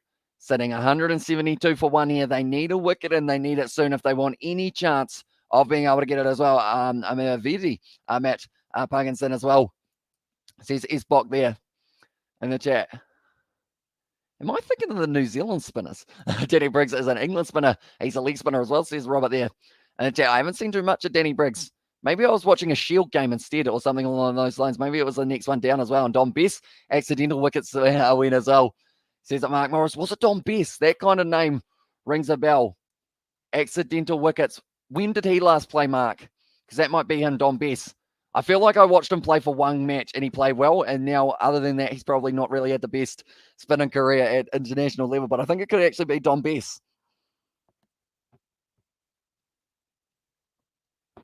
And Dom Bess and Moeen Ali, and also we got their Bess from Martin there as well. I believe it was Sri Lanka did great. That is the tour that I'm thinking of. When did that happen? That was last year, wasn't it? If I'm not wrong, or was it early this year for Dom Bess? It's a shot from Warner. It's up in the air. There's a man back there. No, there's not a man there, and that's going to be the 4 runs there for David Warner. Took on the short ball, and he moves up now on to 95 runs off also 166. We have got Bangladesh as well. Welcome in. as well. Thank you very much for tuning in. Yeah, how does Don Best go in other conditions other than kind of Sri Lanka? I haven't actually seen too much of him in recent time, which I feel like is why I could only just remember the name. Well, I didn't. That's why you guys had to remember the name. But yes, 2 nights ago, me and my cousins were arguing. Australians in Rocket League, New Zealand for life, and they are like New Zealand or Australia for life. So I scored, and it said New Zealand for life as well. Interesting situation there. Warner straight to Stuart Broad. He takes the catch. That is 1 in this over. All we need now is Labuschagne, but Warner out on 95, creeping closer and closer to the century. 94 he got out for in the first innings of the last match that he did bat. Now Warner, he is going to be gone. Caught by Stuart Broad. And also it was Stokes, who looks like he's absolutely spent, put all of the effort into that one. Just hit it straight to Stuart Broad. Almost went through the hands. The big man loses his balance, but he takes the catch there. And Warner out. And the chat says, Sebastian there using the emoji that he has got himself, David Warner. They're saying he deserved the 100. So close for that man once again. And Best 5 for 30 as well, says Robert there. And the chat also unlucky, says Paddy Wagon there. And Warner says, got up. And also we have got the out, says Paddy Wagon with the emojis. If you want access to those emojis, be sure to join the channel membership. That is how you get access to them. You also get the Kieran emoji, the Hamish emoji, the George emoji, and Robert has got the outs as well. But now Steve Smith, they have sent him out there. The Australian captain, redemption is the word that was thrown around before this match for Steve Smith. Can he go out there and build up a partnership with Marnus Labuschagne now between him and his best old buddy Nervous 90? Someone put the jinx on him earlier as well. Says Xbox down, I'm going to play 2K and I'll tell you the score every quarter. So I'll be right back as well, says James Gordon. But now Steve Smith, what score can he get himself here for this one? Labuschagne, he will not be on strike though. So there are 4 deliveries left. I don't know whether or not it is actually going to take place, but if Labuschagne goes out here, I apparently get $3,000, which might be interesting. That would go towards probably a bigger green screen, because this one, as you guys know from earlier, just wasn't quite long enough for me and George to both squeeze in. But now it is going to be Steve Smith, 79 matches, 7,552 runs for him, 27 hundreds there. You can see the disappointment from David Warner. He knew how close he was to being able to go through and get himself to that 100. But now it is going to be Steve Smith. He will be at the striker's end there. Stokes able to pick up his man. He's been working hard. And it was actually starting to build up a bit of momentum there for Australia. They had hit about 5 boundaries in the last 3 overs. And now from here, now 1 more as well, says Mohammadi in the chat. Do we do some sort of half price deal? Mohammadi, it was 1 wicket down, so it's 1,500. I assume not. I believe it is double or nothing for those ones as well. But now Stokes, just Steve Smith gets the bouncer straight away. Nice shot from Steve Smith. And does he get off the mark? Yes, he does. And Labuschagne now will be on strike here for the final 3 balls of this over here. Ben Stokes, he will be putting it on the body of the Bangladeshi person. Brought us luck. Thank you as well there. Says Sebastian there. Remember the 3K of Marnus gets out as well there. And also Marnus on strike as well. Says Mohammadi. And the chat is on Australia will win. Says Gurav. Here as well. They are certainly in a good position. 66% chance. David Warner, he couldn't believe that shot there. And he just kind of went like this straight away. He knew that he had made the mistake of hitting it straight to, unfortunately for him, Stuart Broad, who was out on the field. Now Ben Stokes going to be facing this one. Almost a tickle down the leg side for Marnus, getting close to the ribs there.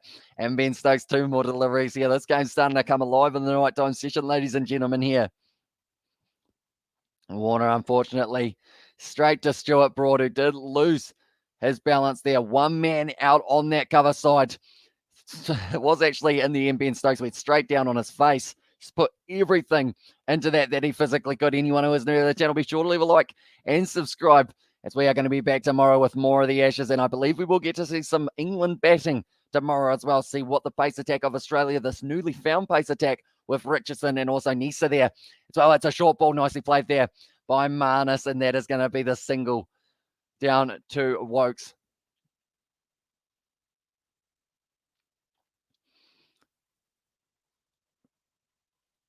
At the moment, apparently Mike Hussey was the man who did end up jinxing David Warner there, but 6 runs so far off this over, but it was also, I have a lot of money, dude. 1 and get it as well. Says it was, and the chat says Mohammadi and the chat as well. But yeah, unfortunately, we did see that ball end up going for the single, which means Marnus is now off strike. And also we have got there, Marnus has scored now, or scared now as well. The end of such partnership is overwhelming for any player as well. Says Sebastian there. Steve Smith gets the short ball, ducks under it, And that is going to be the end of the over. A very good over for Ben Stokes, so able to pick up the second wicket of the match. Sebastian Grimar as well. Don't understand how bad a person bring bad luck as well. With that luck as well, says Lila there in the chat. But at the moment, 2 down now for the Aussies.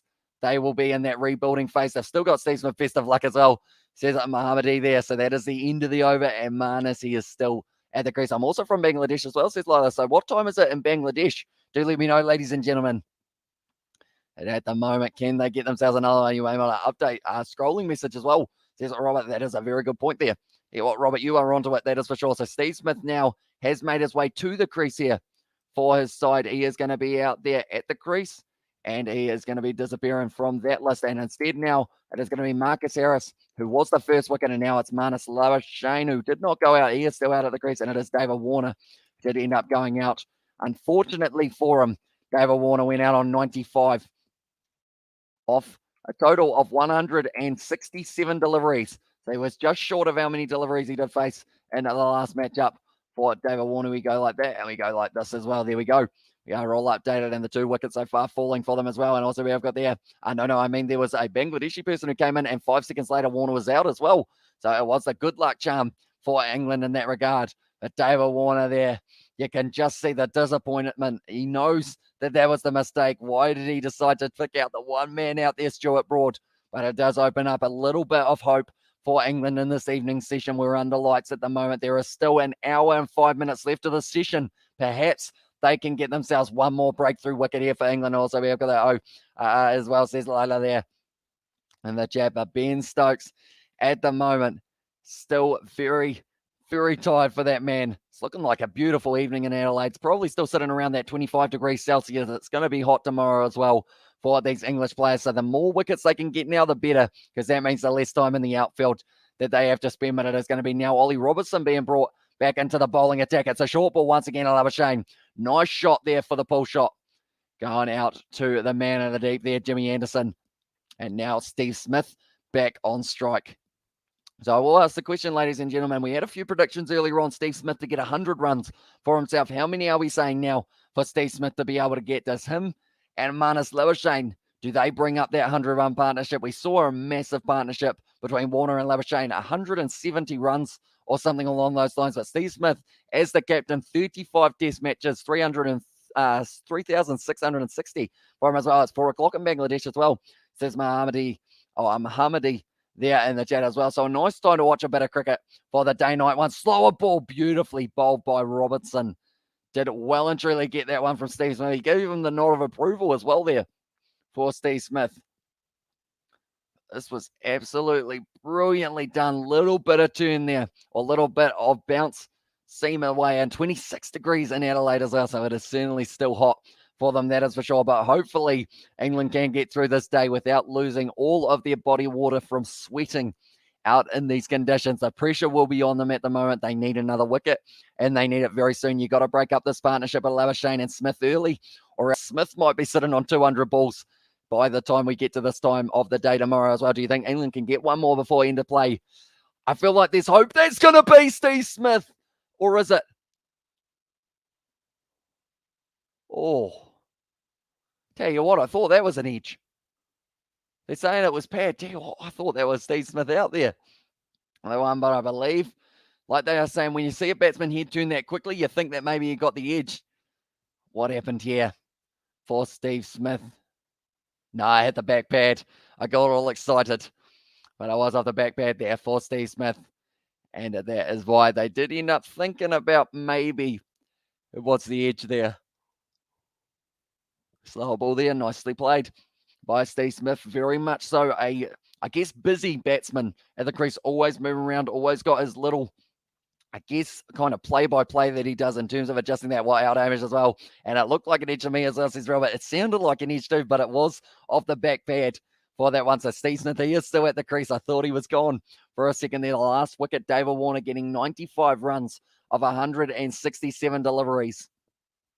At the moment, Australia, they will be concentrated on rebuilding another partnership and closing out the day with only losing the one wicket. That's going to be just off the edge of Steve Smith now. He has very great hand-eye coordination there, Steve Smith, which does mean getting him LBW, it's tough to do.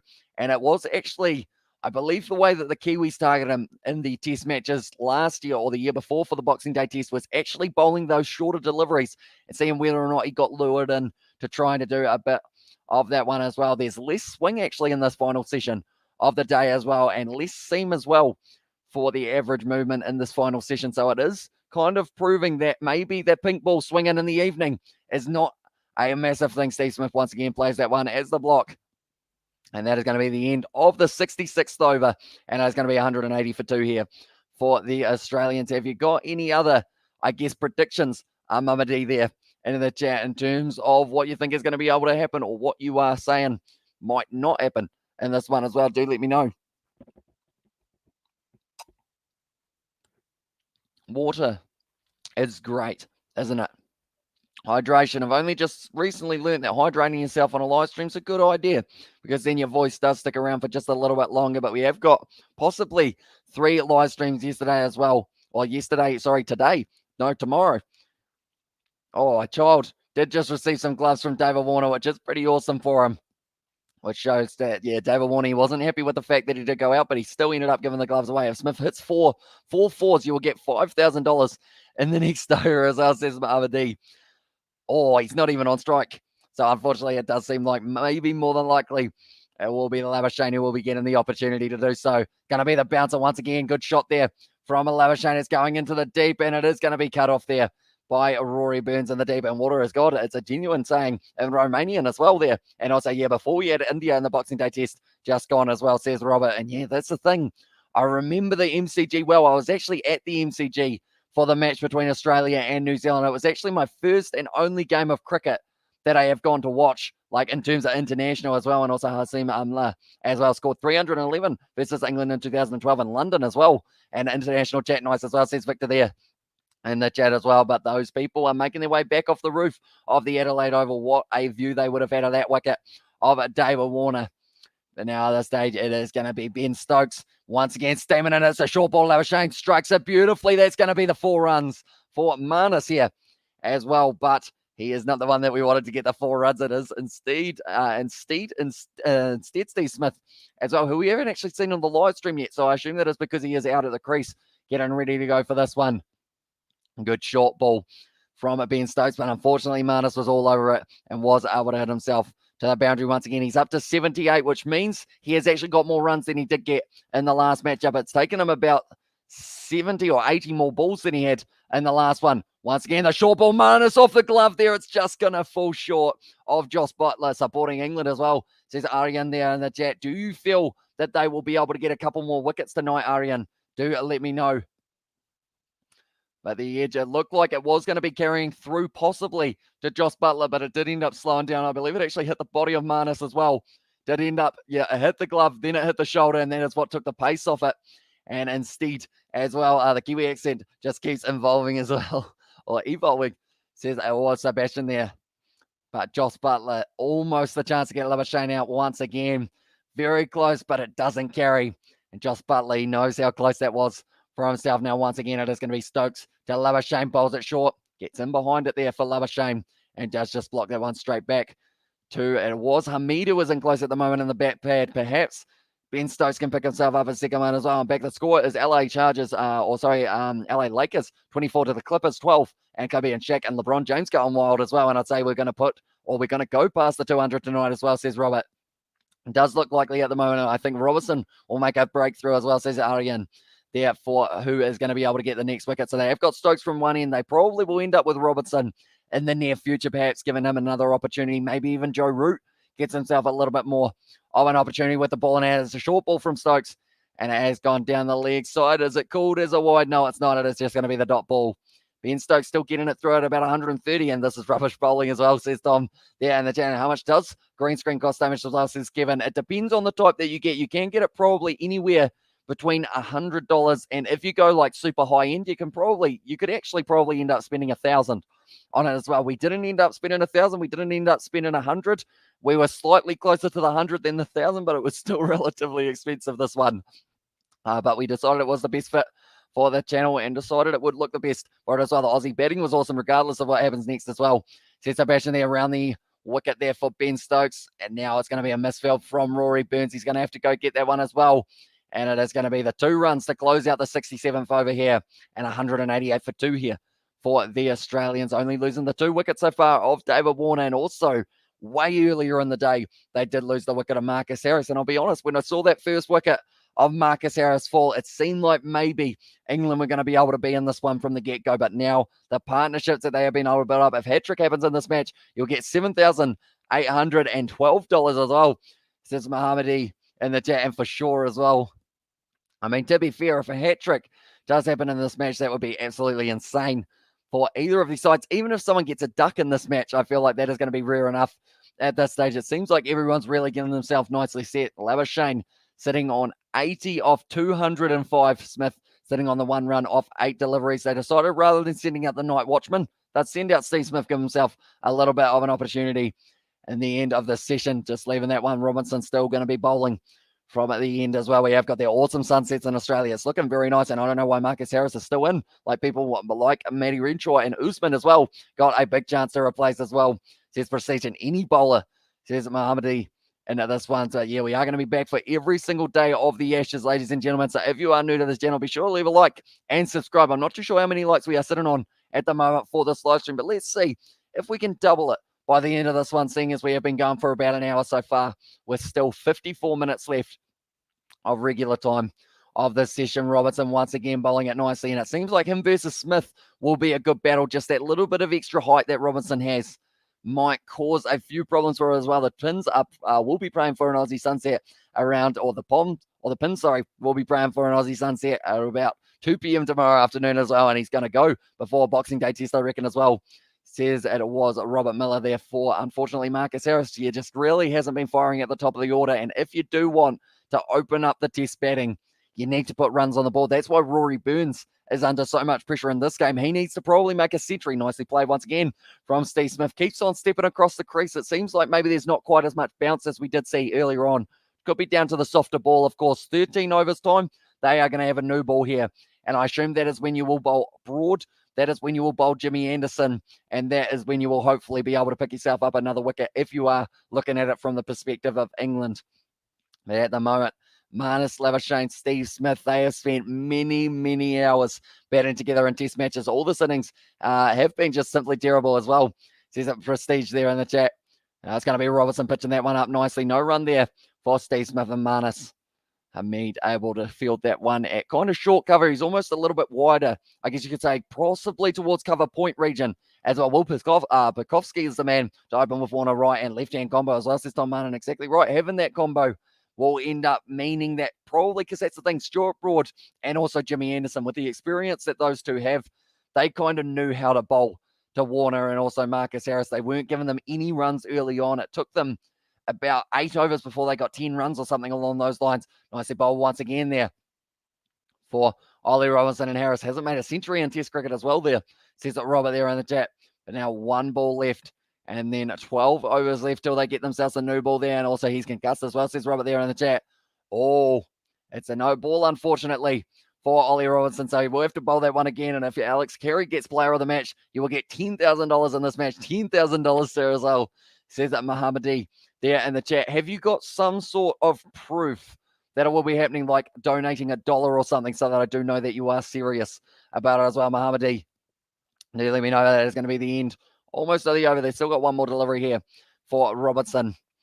Currently sitting 12.5 overs done for himself. He hasn't been able to get himself a wicket as of yet, but he was very good. The last one, yes, says Tom, and the chat as well for, unfortunately, Will Pekovsky.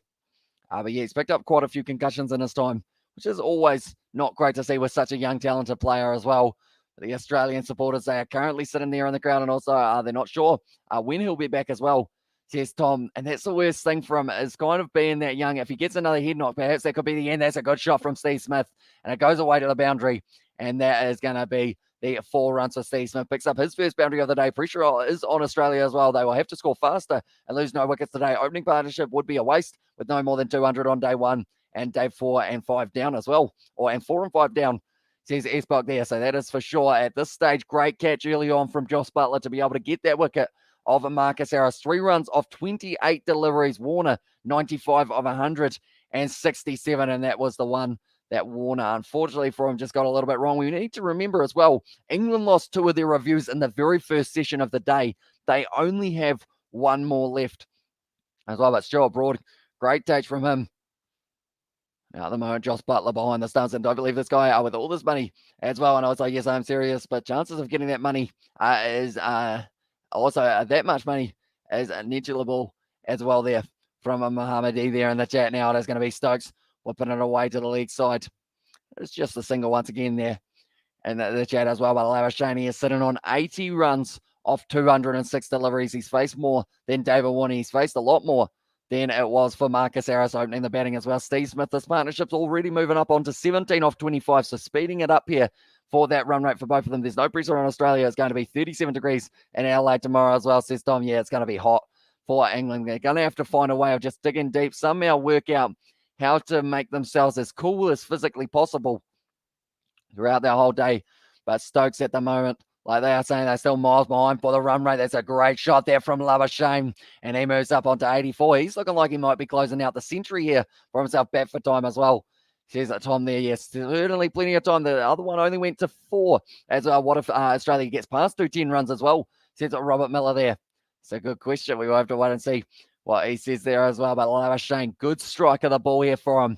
Sends up hitting the pull shot. They're trying the short runs or trying the short ball, but they're just not getting up high enough. That's only rib height. That's a freebie for Marnus Labuschagne when he does early, or does line it up as early as he did. I feel bad for Hamid there, being in close and just getting the ball smacked down him straight away. Another short ball. It's at the arm of Marnus Labuschagne, but it does not end up carrying through as well.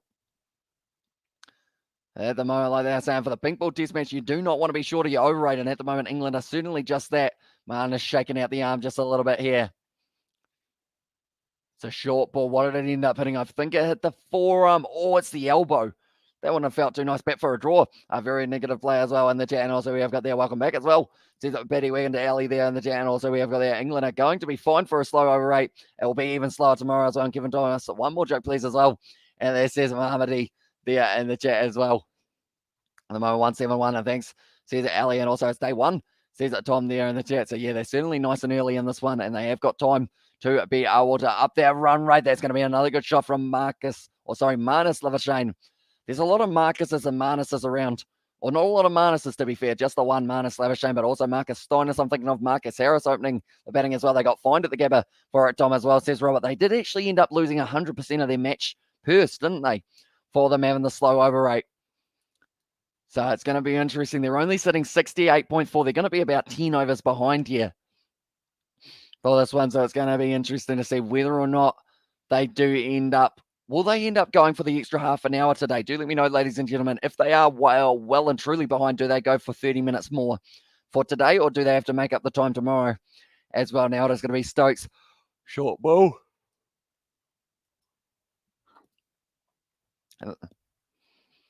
And like they were saying, it's not so much how long it takes to bowl you over, but it's how much time they take in between to be able to get going. So 5 runs so far off this over of Stokes. He's been working hard, 13 overs in to his spell. And yep, as well, says Robert there in the chat. Smith sitting on 5 runs off 16 overs, 16 balls so far. I tell you what, 5 runs of 16 overs is sounding like what Marnus was on for the opening kind of wee stage. He was very slow to get going, Marnus, but now he's certainly going nicely with a strike rate of 40.67. And just eating up the balls. There he does need to once again. It's the short ball almost carrying to Hamid there, but it does just fall short. That will be the end of the 69th over, and Australia sitting on 198 for 2. So they're just close, but just so far away at the same time here. While as well, they are just showing the movement around the crease there for Marnus Labuschagne. Just plays the pull shot so well, so confidently as well. I was there, they're going to make it up somewhere along the lines as well. Says that Robert there in the chat. But yeah, they will either, do they actually go 30 minutes late today, or will they go 30 minutes early tomorrow? Perhaps we do get to see an extra half an hour of play in their opening session, and England's bowling lacks penetration as well.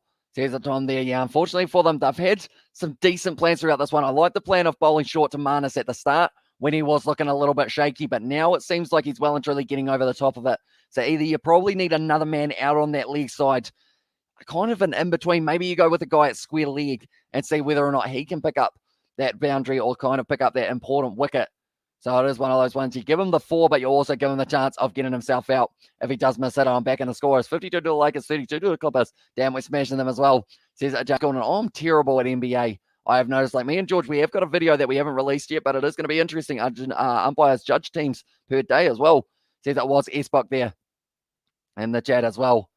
Labuschagne moving up with the partnership with Steve Smith up to 22 of 31 deliveries at the moment. Jimmy Anderson just signing a few autographs, which is great to see into the crowd as well. And it is looking like it's a beautiful evening there at the Adelaide Oval. They are going to have another 4 days of action here, possibly. A little bit of pop there off the surface for that delivery to Marnus. Labuschagne just not quite getting that one right. Oh, I think he felt that one as well there. Might have been, he's holding the hammy here, Marnus. Not too sure whether or not it did hit the part of the leg that maybe didn't have any padding. Yes, it did. It was almost on the top of the thigh pad there. And I'll let you know the next score as well. See that James got in there in the chat as well. Joe Root. That has summed up the day for him at the moment. He does close the eyes and just sits there going, what do we got to do? We had so many chances as well, but just can't quite execute them in the way as well. Labuschagne at the moment out there for 281 minutes. They have said nicely delivered by Robertson, getting a little bit of extra bounce off the surface there, sitting at 125.8. Had quite a few maidens as well. It's up to the umpires, Hamish. They may decide to go for 30 minutes more or early as well. Says Robert Miller there, and bat once, bat big as well, says Tom there in the chat. I'm hoping we do get 30 minutes extra play tonight. I think would be better for ourselves. But like they're saying, Ben Stokes, he'll have to be exhausted. He hasn't actually put one in the full length so far. The closest to the batsman he's been is about 5 meters or so.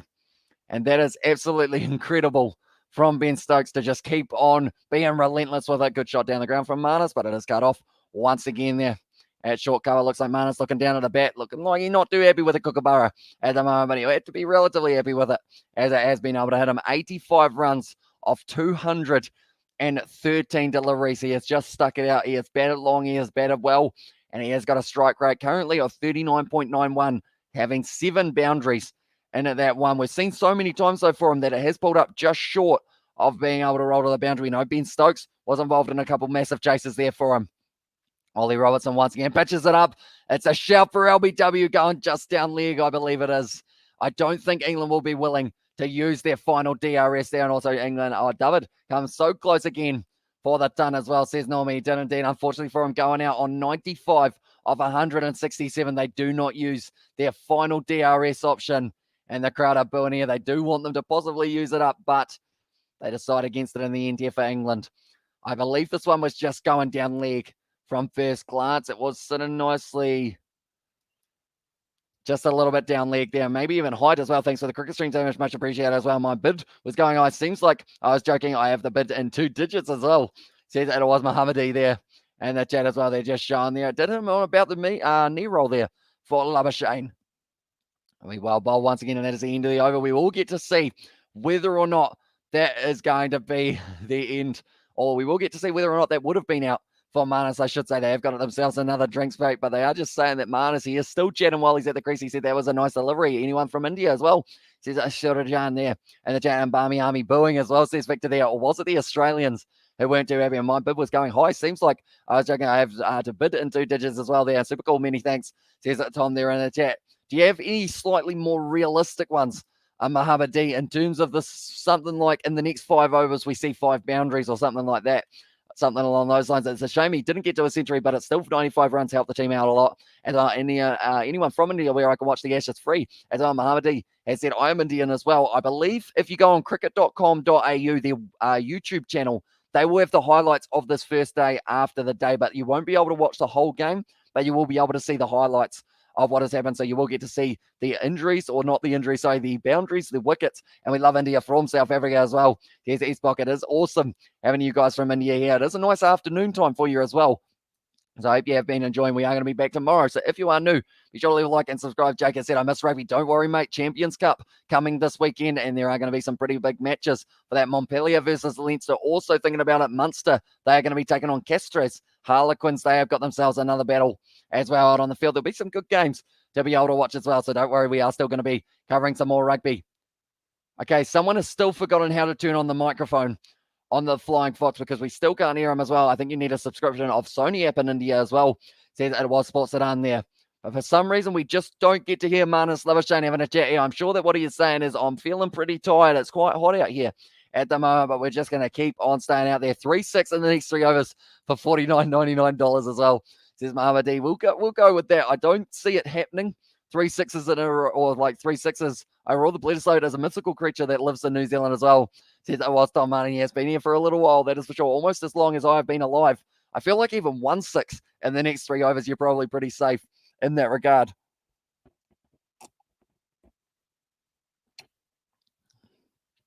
But at this stage, it is going to be 9% chance for England to be able to win it. And also we have got there cricket.com.au, 8 hours of test cricket compiled into 8 minutes of highlights. It's a pretty good deal as well there, says Sebastian. So yeah, we'll be putting the link to their channel straight after the live stream, so you guys are able to check it out as well. But they are just talking about Marnus Labuschagne. Loves to have a chat while he's at the crease. He's just saying that's a nice delivery to the bowler there, Ollie Robertson. But that must be frustrating for the bowler when you see a batsman with that much confidence just talking to you. You know, he's just talking to him all the time while he's out there, and that has got to get in your head as a bowler. You want to get him out, but how can you get Marnus Labuschagne out? Now he is going to be going out there. Smith at the moment, he is sitting on 5 runs off 17 balls as well, and the new ball will be available for the English in only the 10 overs time, and by then I think they'll go Broad, Anderson, maybe even Joe Root gets a couple more overs here in the near future. But it is 3 6s in the next 3 overs for a total of $50 as well. I assume that is New Zealand. Let's hope Joe Root gets smacked around the park a little bit here by Steve Smith, and he actually does have the potential to. We haven't seen a 6 so far today. Could this now be the time that we do get to see it? 4 meters in the next 5 overs to win, or for $59.50 for New Zealand as well, says Muhammad E. I'm going to have to start starring these so that I can remember them all. It's going to be a wide there, is it? From Joe Root. Is it the wide? No, it's not. That's going to be a dot ball. Maybe you should just bowl all of them way down the leg side and see how it goes. Australia finish the second session tomorrow with 450. Bowling are now under lights as well, says Mark Morris. That would be very impressive dot ball there for Joe Root. And also we have got there, you work so hard and none to banter with. No one to banter with. You're doing a great job as well, says hi about there. Thank you very much, mate. Although I do enjoy having you guys in the chat. I feel like it makes these live streams just speed by. Overall, Steve Smith down the leg side. Well done from Hamid there to be able to take that one. I remember everything as well, says Muhammad there on the chat. I imagine saying to the bowler, nice delivery, bro, every single time. Every single time, and over 200 balls as well. Says Sebastian, yeah, must get frustrating. Can you explain the rules? So pretty much it is the case of whoever has more runs does end up winning this one. So Australia, they are batting at the moment. They will be batting again after England finish their batting. Theoretically, Test match cricket, it's pretty much the case of 5 days. Whoever's got themselves in the lead for that one, that's going to be the end. This is actually going to be a very good over from Joe Root. One more dot ball, and this will be our first maiden that we do need at the moment. Joe Root, this is actually his best over so far in terms of that economy rate. Does Steve Smith try and go bang? It's down the leg side, and it is hit straight to the man. That is going to be the maiden there for Joe Root, nicely bowled, and that is going to be the end of the 71st over. Jimmy Anderson is fielding like an old man. The guy needs a walker as well. There on the chat says, Tom, it is tough for them at the moment. Like him and Stuart Broad, that catch that Stuart Broad took, he looked like his legs just didn't want to work for him. Like he was pretty much, he fell over sideways trying to keep up on his feet. It's like when Ben Stokes in the deep threw the ball, he almost overthrew himself down to 4 legs or down on all 4s as well. But what a beautiful sunset there for in the Adelaide Oval. It has been a brilliant day of cricket so far for the Australians, only sitting the 2 down and sitting on 198 here for themselves as well. Who is going to be bowling? I believe it's going to be Ollie Robertson once again. Will get the opportunity. No, it's not. It's Stuart Broad. And they are going to be bringing him back in. Is this because they want to just give him a couple overs before that new ball, get him fired up? He's looking tired. Stuart has been able to pick up one of the only 2 wickets here. As I also have got the in the chat from Tom there as well. I never know how to say haha on the live stream because I feel like if I go ha ha ha, it doesn't sound like I'm laughing. So I always go like halfway in between like ha ha, and then it just sounds like I'm choking, which I'm not. Ladies and gentlemen, I do not need a resuscitation yet. Depending on how it goes. I feel like there'll be a few English players tomorrow, though. If they do have to bowl all day, they might need a couple resuscitations, need the defibrillator next to the pitch, like someone mentioned a little bit earlier on, but it is going to be Mr. Stuart Broad running in the Barmy Army. Can they get behind England and push them to be able to get themselves a final wicket of this day? They've still got plenty of overs to do it as well. Marnus Labuschagne on strike. Stuart Broad, the bowler. It's going to be down the leg side. Hit straight to the man, Rory Burns, and that is going to be the dot ball here. Once again, try the evil version, as well says Hamish, says Sebastian with the moahaha, the chat as well. I feel like I can't evil laugh very well, can I? England should be satisfied with the day. Restrict Australia to below 250 with only 2 down as well. New ball and 9 as says Spock, and that is when it's really going to start kind of being a good battle between these two sides for the last 5 or so overs that we get to see of the day.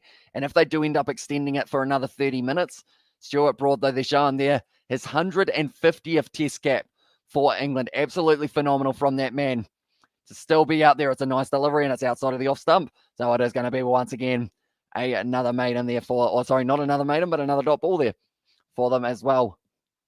So it was 4 maidens in the next 5 overs. It's happening at the moment. We haven't a run scored for the last 8 balls of this one as well. But Stuart Broad in his test career, 150 matches, 525 wickets. Him and Anderson have been the dynamic duo for the English pace bowling attack for so long. They both have their unique styles. Stuart Broad to the left-handers. He loves bringing it around, but we have got right-handers at the moment. It'll be bowled nicely and once again blocked by Marnus. We have got the England won't look satisfied when they walk out tomorrow, and it's 40 degrees in the sun as well, or 40 plus degrees in the sun, says Tom there. And so I say, yeah, it's going to be pretty tough for them out there in these conditions. But Stuart Broad, he's been working hard. He's only bowled the 10 overs so far. They are saving him for that new ball, but perhaps he gets a couple more, like they are saying. Give him a little bit of time here to fire up the engine, and do think it will last 5 days, Hamish, as well. The original part of me did want it to end on about day 4 afternoon session, because then that means that it doesn't overlap with the Big Bash and we can cover everything. But I think this one has got the potential. We're going 5 days, or at least 4.5 days for this one as well, just because they seem to be still kicking and screaming out there at the moment. England, they will have to work hard. New ball, 8 overs away, Hamish, as well, says it Robert. So it is getting closer and closer. 4 dot balls in a row and looking good for Aussie Kiwi lads as well, says NZ Guy. Yeah, at the moment, putting together nice partnerships. It was actually, in the end, David Warner getting 95 runs of 167 deliveries. Just didn't quite bring up the 50 for him, though. Just sad to see, because David Warner, very class player for the Australians, deserved the 100. He's battled hard out there, and that was probably almost the first chance that they've had to be able to get it out, and they were able to take him, or they were able to take it, the first chance to get him out. I said that round the wrong way. It's a short ball there from Stuart Broad, and once again, it is going to be another dot ball there for the English at the moment. Stuart Broad looking good for his first over back after probably not bowling since almost early on in the second as well, and bumming in 100 as well, says NZ Guy. Although the good news is Marnus Labuschagne at the moment sitting on 85 runs. He is getting closer and closer to being able to get himself one here. But Stuart Broad at the moment, 150 test matches. Most people, if they get 50, are impressed. But he has been going since 2007. And he just doesn't look like he's slowing down anytime soon. That's a nice shot there from Marnus. And that is going to be hit straight out to the man, Wokes, in the deep. And that is going to be the 1 run off the over, off the final delivery of Stuart Broad. And now they are sitting 72 overs down 198 for 2 as well. Nice. Need 100 as well, says the NZ Guy there. I feel like Marnus Labuschagne, they've had a few more chances to be able to get him out. They've put him down once early on, and that was Josh Butler behind the stumps, unfortunately. Just not quite getting that one right. Then they also had another opportunity. Ben Stokes, it was only a half chance, though. I love the fact that my glass becomes see-through and you can actually see my hand, and also the field behind me as well. I'm running low on the water supplies at the moment, I do see, but that is not the end of the world. We have still got water. They're still making it, you know. Water's still existing in the sea and whatnot. But now Joe Root once again bowling to Labuschagne. And it's going to be once again a dot ball. How's the bowling been, or the blowing been, or the bowl? I assume that is the bowling.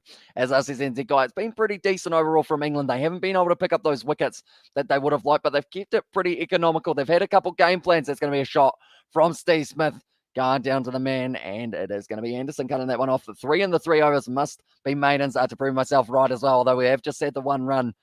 So it means that it is not going to be happening. Water is God as well, says Sebastian there. Hydration is important, ladies and gentlemen. Is it pace or spin? Joe Root is bowling a bit of spin, and the pace at the moment is being bowled by Stuart Broad, just come in for his first one. Who needs a republic when we can beat up the Poms and the Ashes as well, says Tom there in the chat.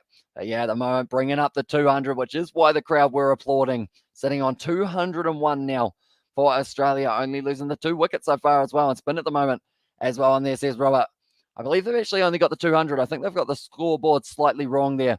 Well, South once again whipping it to the leg side. Joe Root just getting the line a little bit wrong here And now they are sitting on, they say 202. Mine says 201 here. So I'm not too sure. And who's under the helmet next to the keeper? I believe it is Hamid, who is still out there and close for this one. And kind of, I guess you call him, oh no, he doesn't actually have his helmet now at this stage for Hamid. But for the short balls, for the pace bowler, it has been Hamid a lot of the time. And also Joe Root did have himself under there at silly mid-on at one point in this one. Or sorry, silly mid-off. As on spin at the moment, says Robert there.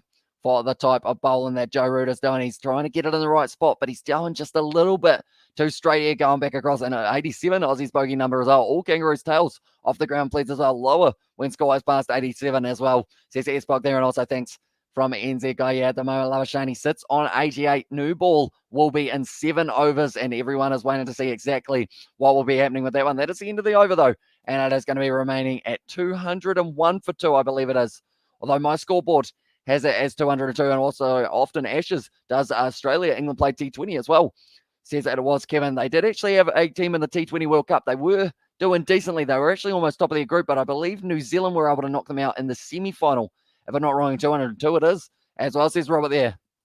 So yeah, hopefully my scoreboard does update itself and work it out that we are still 1 run behind at the moment and a couple balls behind as well. But Stuart Broad now going to be bowling this one once again. Gets it nicely, and Labuschagne blocking it once again. Stuart Broad, a little bit of a stare down pajama cricket as well.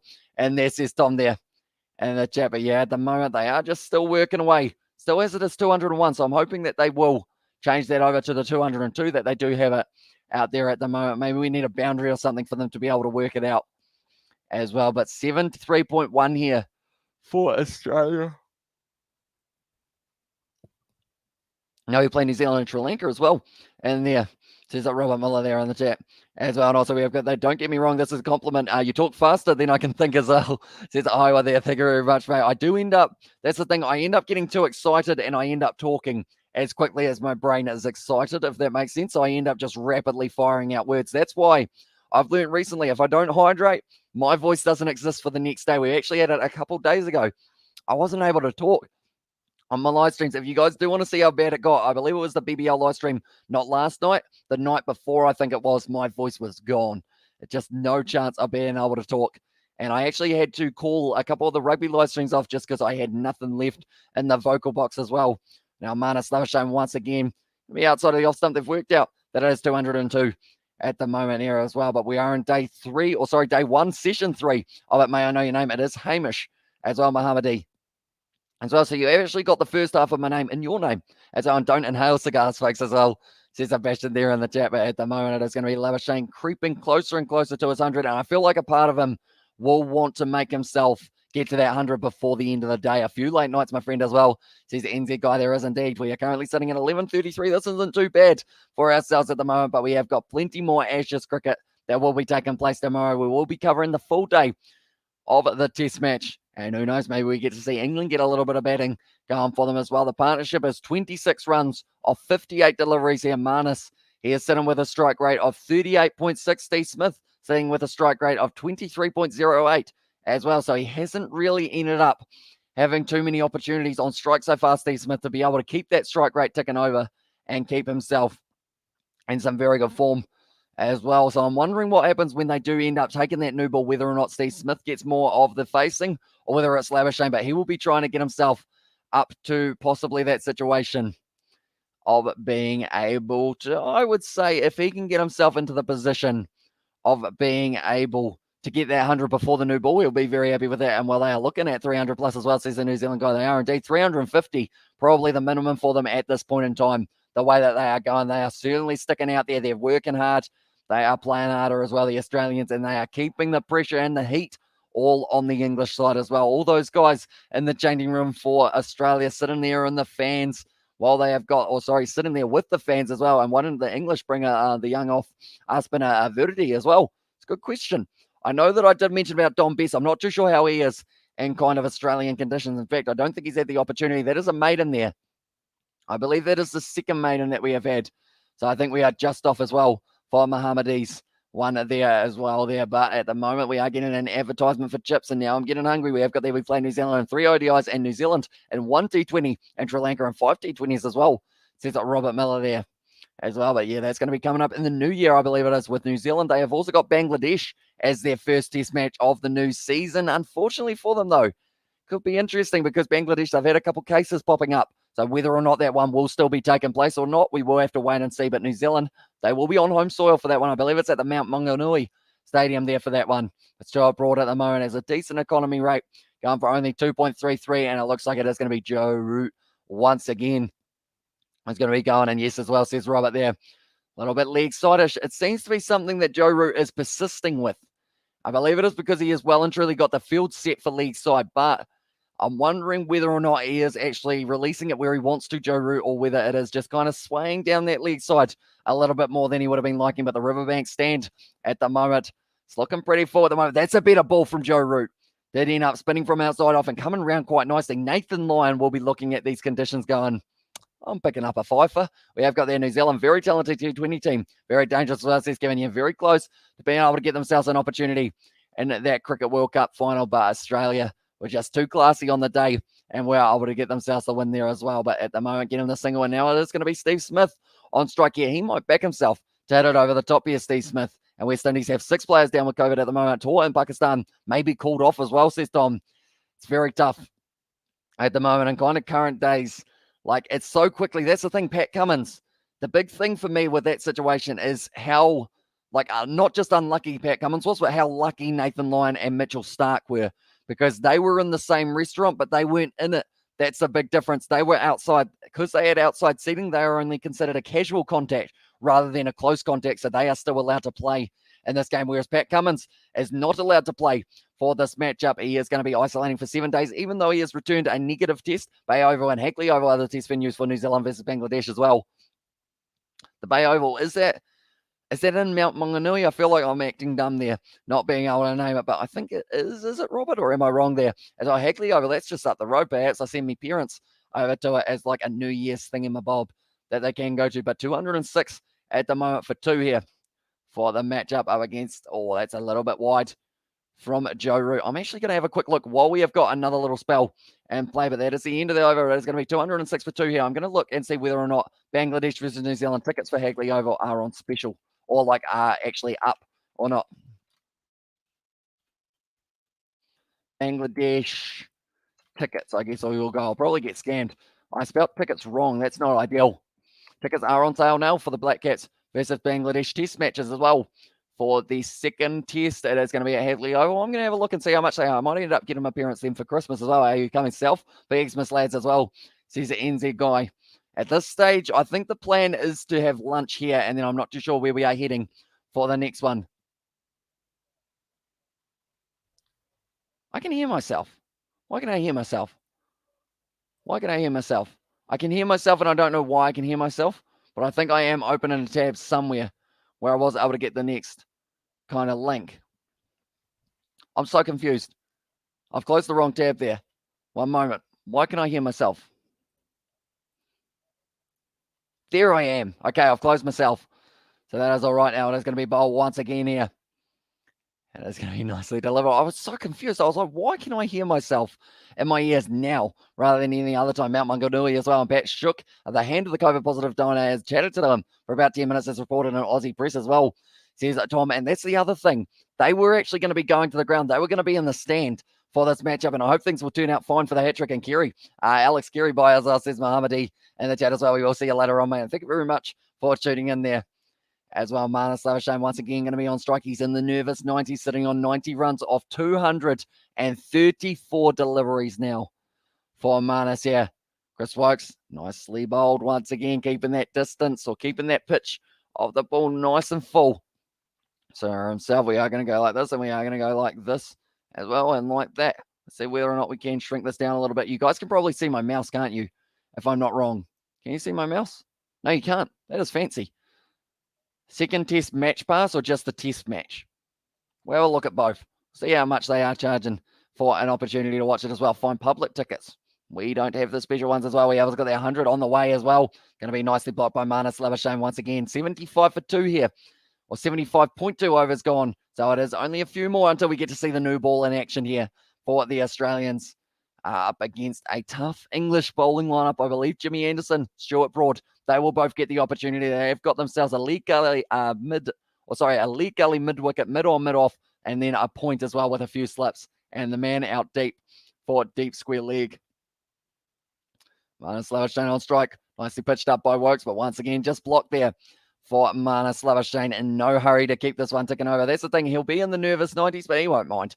Marnus, he's been there many times before, and that's the thing. He's such a young player in terms of his experience. He's already scored over 2,000 runs for the Australians. We see there that Travis Head, he is lurking at the moment. He will be waiting to get out there. He is the next batsman to the crease. Cameron Green as well, and then Alex Carey, the hometown man for the Adelaide Strikers. And also we have got there 32,328 at the cricket today as well. Says Robert, we will put that up on the screen as well for the attendance. So that's a pretty good one overall. I know that for Hobart, they're not going to be able to have that many people, but the MCG Boxing Day Test match, hoping we get to see something big happen. A little bit of yes, no between Smith and also Labuschagne trying to get himself off the mark. Wokes currently 5 dot balls in a row as well. And also we have got their love the pace as well, says the NZ guy. Yeah, at the moment, that's the other side of it. They haven't got Mark Wood, who they did have for the last one, but he doesn't normally play 2 test matches in a row. Unfortunately, the body, the speed that man bowls at 150, just can't replicate it. England have no pace. They drop Wood as well. Says Don there, so they're certainly going to need to use. Probably Stokes might even get a little bit of a late opportunity with the softer ball. Once again, worked off the side for Marnus. Got back for the 2 there for Marnus Labuschagne as well, just keeping that strike ticking over, and it is going to be now 76 overs down and 208 for 2 here for the Australians, looking very sharp. And this first day of the test match, they did look good in their last one. Of course, Marnus, he did end up getting 74 of 117 deliveries. Didn't quite bring up the 100. Getting closer and closer now. He is currently sitting on 92. He's just played all around the ground as well for Marnus. The shorter boundaries are at square leg and also out at point, so you might as well use them when you do get the chance. And also we have got the archery. They need to drop Stokes and bring in Wood for the 3rd test as well, says Robert. Yeah, at this stage, I am wondering whether or not Ben Stokes will even be able to walk after day 1 of this test match. He has been putting in a shift for a side. Bowling short is not an easy thing to do, definitely repeatedly. That is why people always give Neil Wagner so much praise, because he just keeps on banging it in. He never complains about it either. He'll just keep on steaming in, and he is a feisty bowler as well. That is something that England need. They need someone to bring out that aggression in the later stages here. Once again, whipped to the leg side by Steve Smith, and it is going to be just a single. Water. At the moment, 18 minutes left of this day. They are well and truly behind with this over rate. So if they don't end up, that's the thing, if they don't end up extending play by 30 minutes, they may even have to extend it by 30 minutes tomorrow morning as well, if that is possible for them. Down the leg side once again for Joe Root. He's getting the line wrong and he knows it. He has got the hands on his head. You can tell that's not where he wants to put that delivery as well. But who else would you add into this English side? Would you go with maybe a Dom Sibley at the top of the order rather than a Rory Burns? Something like that. I know that is another one that people have mentioned about possibly changing out. Joe Root there, pitched up delivery. That's straight to the man out there, which for this one, I believe that is that Chris Wokes? No, that is actually David Milan. The first time I have seen him today, David Milan. And we are up to the 76.4 overs. He'll take a catch in this one, probably more than likely. Just been eyeing at mid-wicket. The other one, Stokes should be the captain. He's super aggressive and competitive as well. Root is a great batsman, but is insipid leader as well there, says Tom. And also we have got their head of England. England will have most likely upper hand, I suppose, as well, says Kevin. Yeah, it looks like a good batting surface for either side and this one as well, which is why it seems like the chances of it going to the 5th day, pretty likely at the moment. The draw is sitting at a 28% chance. Australia, 64% chance for them to win this one, but England at the moment only an 8% chance of them being able to win this game from here on out. That's going to be the end of the over. 211 for 2 here for the English bowling lineup. They need to get something out of this last final start or the last final part of the session. They were able to get themselves in that situation of they got themselves the big old wicket of David Warner. Rory deserves another chance, but if he ends up with a 3rd poor performance like Harris, then a change could be on the cards as well there. And also I'd just play out the overs and bring back the pace as well. And there are Dons not in Australia with the squad as well, says Robert there in the chat. Dons. Who's Dons? Or are we talking about Australia for Dom Sibley not being in the English squad? Do let me know in there as well. But who is Dons? I feel like I am slightly missing that one as well. But now it is going to be Steve Smith Missing that ball from Chris Wokes, being able to get it straight through him as well. For Steve Smith, the second new ball is available in only 2.5 overs here. And I believe they will be taking it straight away. I wouldn't be surprised if Anderson does get himself an over very soon as well here, just to warm the body back up and be ready to go for that next big phase of bowling. This is a final push really for England in this day. When you've got the new ball, you've got to make the most of it while it is so early as well. I'm back in I won. The Lakers 93 and the Clippers 79 as well. Says that it was there from James Gordon there. Nicely played once again by Steve Smith. Doesn't miss too many for the LBWs. When he does miss one, it's normally as surprising for him as it is for anyone else. Burns has a serious technique issue as well, and also his front foot probably won't cut it on Aussie decks as well, and Don Stiffley as well. And the chat says that it was a Robert Miller there in the chat. We're still talking, is that Dom Sibley with a different nickname, Robert? More than likely. Do let me know. But at the moment, it is going to be once again Chris Wokes charging, and he gets a bit of swing. Once again, Steve Smith just blocks it. They are willing to close out this day. Only losing the 2 wickets would be pretty impressive for them as well. I'm actually going to have a quick look at the odds for this test match. For England to win from here on out is paying $10.20. For the draw is $3.60, and for Australia to win, it is $1.36 for anyone who does like themselves. Kind of, I guess you could say, for the kind of stats. I guess you could say, is it a match pass? I think you can get a match pass for Hagley Oval for $100 for the 5 days, unless it's $20 for the 5 days, in which case I might get my parents both one of those for the match pass as well for Christmas. I wonder if they're still up. I don't believe they are. And Kobe Bryant and LeBron James, Shaquille O'Neal was so wild as well there. LeBron James got in, they are in now as well. Says NZ guy.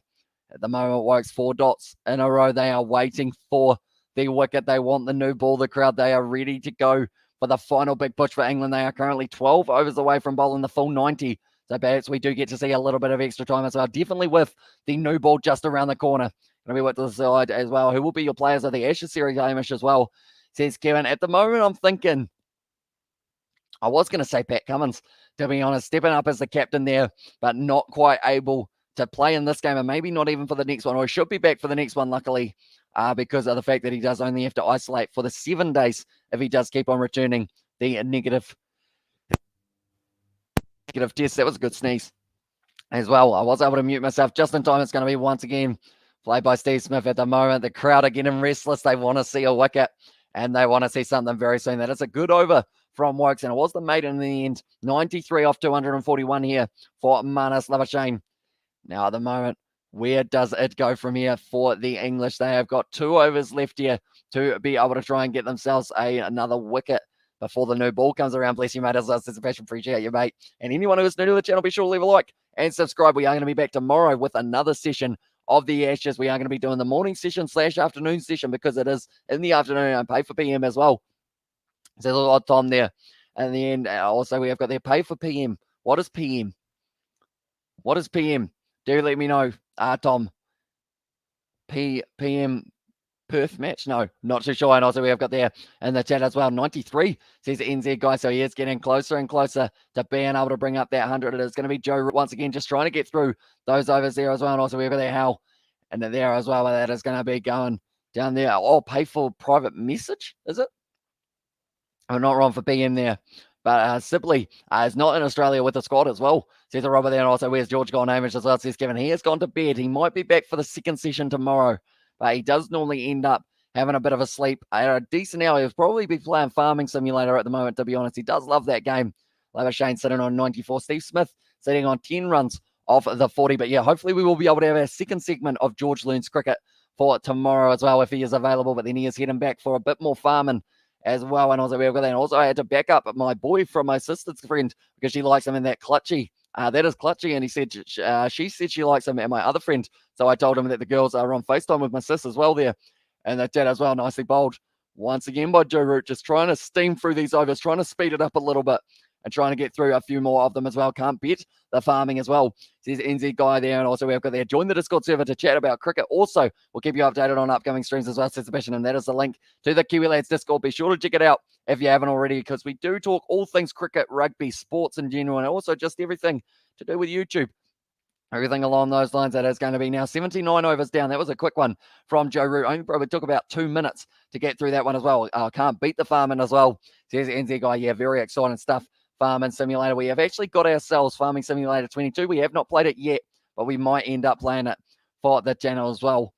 At the moment, England, they still need to get through another England. They still need to get through another 11 over, sorry.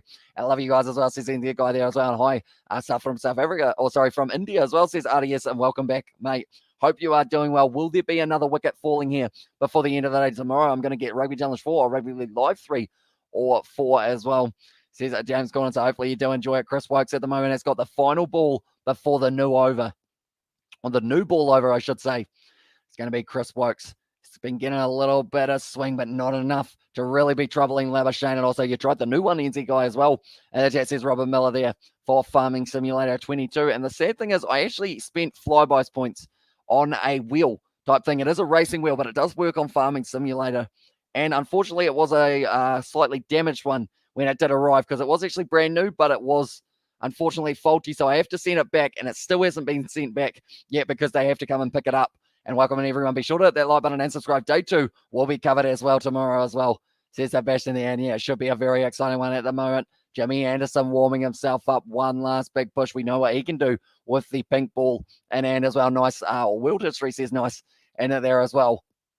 Yeah, I hope you guys are excited. Will there be one more wicket tonight here for England, or will Australia be able to close it out with only going for the 2 wickets down with Warner and also Marcus Harris, the 2 openers for the Aussies, the 2 left-handers as well, I will mention, but Labuschagne still sitting there out at the crease, sitting on 94 of 246 deliveries, and also I'm still sore from picking up hay as well, says the NZ guy there.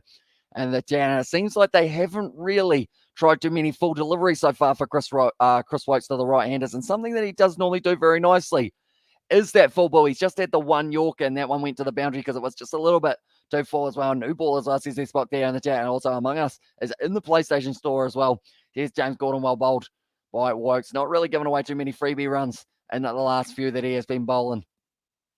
4 dots in a row, like they are saying. Do they give James Anderson? Maybe he just gets 1 ball of his next over just to try and fill that one. An ICC ranked team.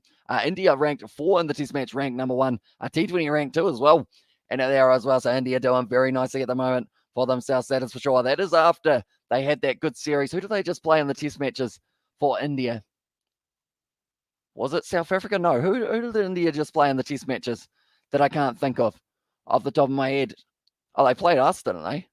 Well, we play them in T20. We play them in T20. Did we play any test matches up against India in the end? I can't even remember. We did, didn't we? Did we? I'm going to have to look this up. I can't even remember what New Zealand have played in recent times. But India, very good on their test side. That is for sure New Zealand as well. There's a Paddy Wagon there, and RDS has said New Zealand. I can't even remember those 2 test matches. That feels bad from us. Out brilliant ball from Chris Wokes though to close out the 80th over now. 94 for Marnus Labuschagne, 10 for Steve Smith, and the partnership of 36 here. Any predictions for the India versus South Africa series? And we got canned as well, says NZ guy as well, but just brilliantly bowled there for Chris Wokes. So close to finding the outside edge. I'm just going to have a quick look through. In December, it was New Zealand. How much did we lose by? So we lost by 372 runs for the second test match, and they are taking the new ball straight away by the looks of it. And then in the first test match, we did end up also losing pretty badly. I guess is about as nicely as you could put it. And they did end up losing that one. Also, we drew the first match. Never mind, at 26th of December, India-South Africa test match as well. So that's going to be the Boxing Day one. And we got all out for 62 in the first game as well. Says the Paddy Wagon there. And now Jimmy Anderson. He's played so many matches for England, got so much experience. This is when that experience really has to come into play if they do want any chance of being able to get out one draw as well, says NZ guy there in the chat. I swear I watched that series, but not as much as I have watched other series as well. I think that is why I'm so keen to do all of these live streams, because it does mean that when I'm doing the live streams, I am here watching every single session, every single ball of the match, and talking about it with you guys as well. I actually probably will get bored in Rugby Challenge 4 so fast, so I might get NRL as well. NRL is probably a better shout in some regards because you have got a few more options in that regard of the career mode, the Be a Pro mode as well. I know both of them are on Rugby Challenge. Easy E been smoking the 6-4 as well, says Victor there on the chat. And also we have got there in the chat, you streamed the first India versus Black Cats T20 game as well, says Sebastian. I did indeed. That was on the Sport channel, wasn't it? But I didn't do any of the test matches for that one. And yes, New Zealand got 62 one innings, I think, as well. Nicely bowled there by Jimmy Anderson. But they have got the new ball in hand here for England. one final surge before the end of the day. This is about as cool as the temperature is going to get for the next couple of days by the looks of it. It is supposed to be mid-30s, if not 40 degrees tomorrow for Adelaide. That is what you get when you have a summer of cricket in Australia. And also we have got there the smiling face from NZ Guy as well for loving it. And the jab, but it is going to be 80.1 overs down at the moment here. And Jimmy Anderson last speed was 124.8 Ks. Bowls that, and it comes in a little bit there for Jimmy Anderson. How many overs left, lads? As well as Sebastian. So they are allowed a maximum of 90 in a day. They are currently sitting 5 minutes away from the final, I guess you could say, from when the cutoff is, but they might go half an hour after so that they can kind of keep a little bit closer to that over rate, as they will have to make it up at some stage. And England certainly won't want to be fined once again in this one. But if the lighting is still good and they are still able to play, they will be playing it just a little bit longer later on tonight. But they should still get through another 2 or 3 overs after this one, I'd like to think, for Jimmy Anderson, who is making his way back to his mark relatively quickly for himself there. Getting some good pace as well for Jimmy Anderson. His first over since probably the second session that he has been bowling. He's looking like he really wants to pick up that wicket. He's been going 15.3 overs, hasn't been able to get one yet. But this would be the perfect time. This team work from Marnus, Labuschagne, and also Stephen Smith, almost bringing up the 100 balls face. No worries, Rory and Jack are paying all the fines anyway as well. And there says it was from Sebastian there for Rory Burns and Jack Leach. Oh, bit of swing on offer there for Jimmy Anderson. That gives me a bit of excitement for the final few overs that they have got. Definitely when you've got Broad out there as well. At the moment, it did look like it actually swung quite far for Jimmy Anderson, and as long as he does keep on getting just that little bit of swing, it creates that indecision in the mind of Marcus Labuschagne, or Marnus Labuschagne, and also Steve Smith there. How long do you think James Anderson can go before retirement? I feel like he'll want to go into his 40s, but maybe he's got, if he's lucky, one more Ashes. And then I think from there, in swinger there from Jimmy Anderson, and this ball's looking like it's doing a little bit love the swing as well. Says the NZ guy, and nice there, and the chat as well. This one came in a mile. Look at that. Ended up bouncing, seaming in as well for Jimmy Anderson. Look at that. Coming in nicely. Steve Smith ends up hitting it into almost his own box there, which wouldn't have felt too comfortable for him. But Jimmy Anderson at the moment, he is looking like he is ready to go for the final few overs of this session as well, trying to fire up the English pace attack. Nice swing once again. That's going to be the end of the over. It is a maiden as well there for Jimmy Anderson. And that is going to be 212 for 2 here for them as well. And also we've got their nights as well, says the NZ guy. And also low on the last day of school, and we were playing Kahoot. That is a quiz game, and the whole class does it, and we did it. One rapping, and there was word gangster. So me and the boys in there named Easy E as well there. And also there's 90 overs all up as well. And one as well, says James Gordon there. And the chat as well. But the crowd, they have been blessed to some batting from the Australians. It has been all Australia with the ball, in terms of the fact that they've just been able to keep on working the field around. They're trying to wear down England, and it is working. We're getting into the final session. It's going to be none other than the headband man, the karate master himself, Stuart Broad, who will be coming in to bowl to Marnus Labuschagne, who's sitting on 94. Now, that's how many Warner got in the first innings of the last match between these two sides. He had 94 off 176, whereas Labuschagne did have 74, so he's 20 more than he got in that first innings, and that was of 117 deliveries. Been sitting out there, been playing just for ages. I believe it'd be up to over 6. I was about to say over 6 hours better, but that is how many hours we have had so far in this one. I'd say he's been out there for about 5.5 here. Marnus Labuschagne has not been giving up. 94 runs, 200 dot balls he has faced, and that takes insane self-control to not be willing to just go after the wrong ball as well. Anyways, you should do Rugby League Live 4 streams as well, says James Golden Bats. We could look at getting one of them going in the future as well. Alongside Cricket 22, I want to get a little bit more of that going as well. Labuschagne at the moment, 94 runs of 249, like I mentioned. Still 9 overs left in the day, but we have only got probably 1 more minute before it is going to be the end, and it looks like it is going to be Hamid. He forgot about the helmet there, and he may get 100 here as well. A nice start of the first test day. A 1 play as well, says Kevin there.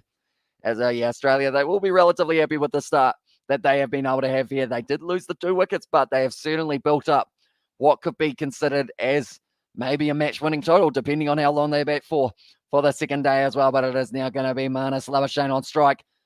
Oh, straight in the cojones there for Marnus. He felt that one, And a little bit of extra bounce as well. Marnus is going to need to catch his breath as his balls will be in his throat. Oh, yeah, he may get 100 as well there. And also, hi, the Kiwi Lad says, Warriors fan, welcome into the live stream, mate. Hope you are doing well. Nice ball as well, says NZ Guy. Nice bruise on the ball of Marnus. Depending on where that one's struck, and I'm going to go and play 2K now. See you later. As well, says James Gordon, did this one pop up?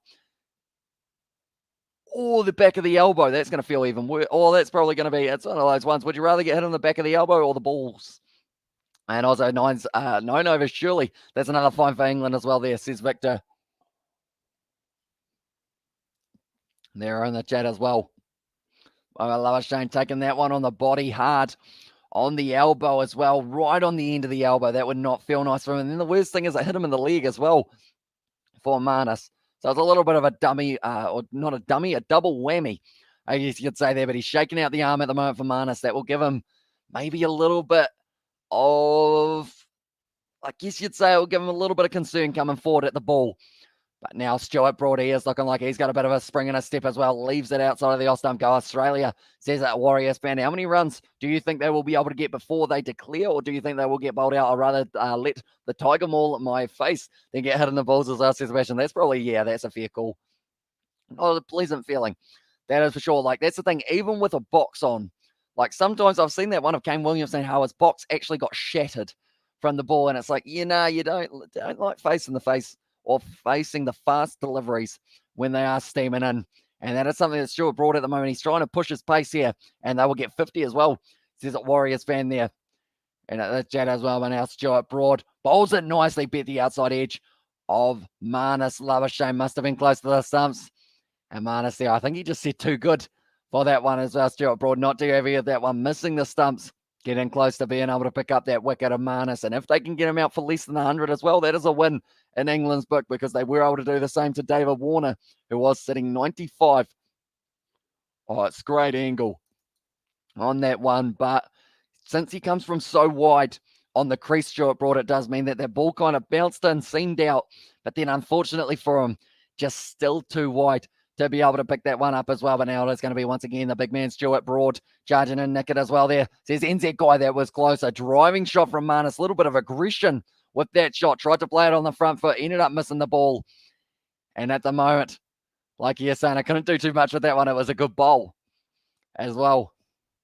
And also Nickett in the chat from NZ Guy. Beautifully delivered there from Stuart Broad. Seems as well, and it's looking like that new ball is doing plenty for them. Do you know Golden State Warriors? I do indeed, from the NBA as well. Were they able, did they play today or did they play yesterday? Warriors fan, do let me know. Said there that nipped a mile down. Love the pace as well. Says NZ Guy. Stuart Broad steaming in one more time. No run is the call from Marnus Labuschagne, and just the one delivery left. 126.6 Ks for Stuart Broad, and I'll be honest, I'm pretty good. It was pretty good bowling by England, but the Aussies just knew which ones to go for and which not as well. And they played yesterday as well, says Warriors fan. Were they able to get themselves a win?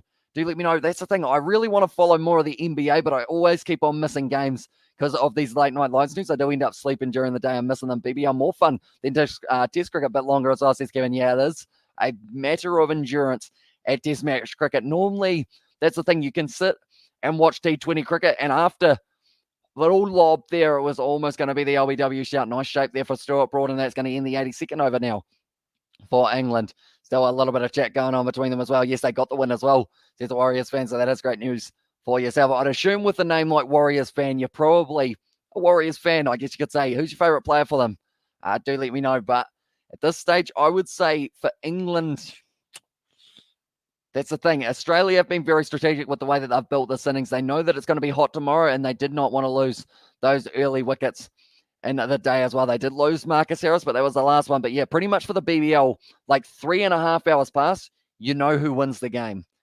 4 days can pass in a test match, you still don't know who's going to win. So that's the thing. Australia could be dominating this game. For all we know, England could go out in that game tomorrow, the innings tomorrow, I should say, and get themselves 6 wickets for like 15 runs, and all of a sudden this game all changes. My favorite player, Steph Curry, of course, very good player. The Champions Cup streams will fly by after these test streams as well. Down the leg side a little bit there for Jimmy Anderson, getting a bit too much swing for himself, but they do have it that he's about 48% of the balls that he bowls does go off swing. So then when he does throw in that 19%, when it does go back in, can throw off the bowler as well. That was a lot of shape coming for Jimmy Anderson, swinging the ball in and out. And Steve Smith was under a little bit of pressure for the last one. But yeah, that's the thing. Test match cricket, the good thing is that we do have those breaks in between. So it does kind of split up my day so that I do kind of know, right, I've got 2 hours, 2 hours, 2 hours type thing as well.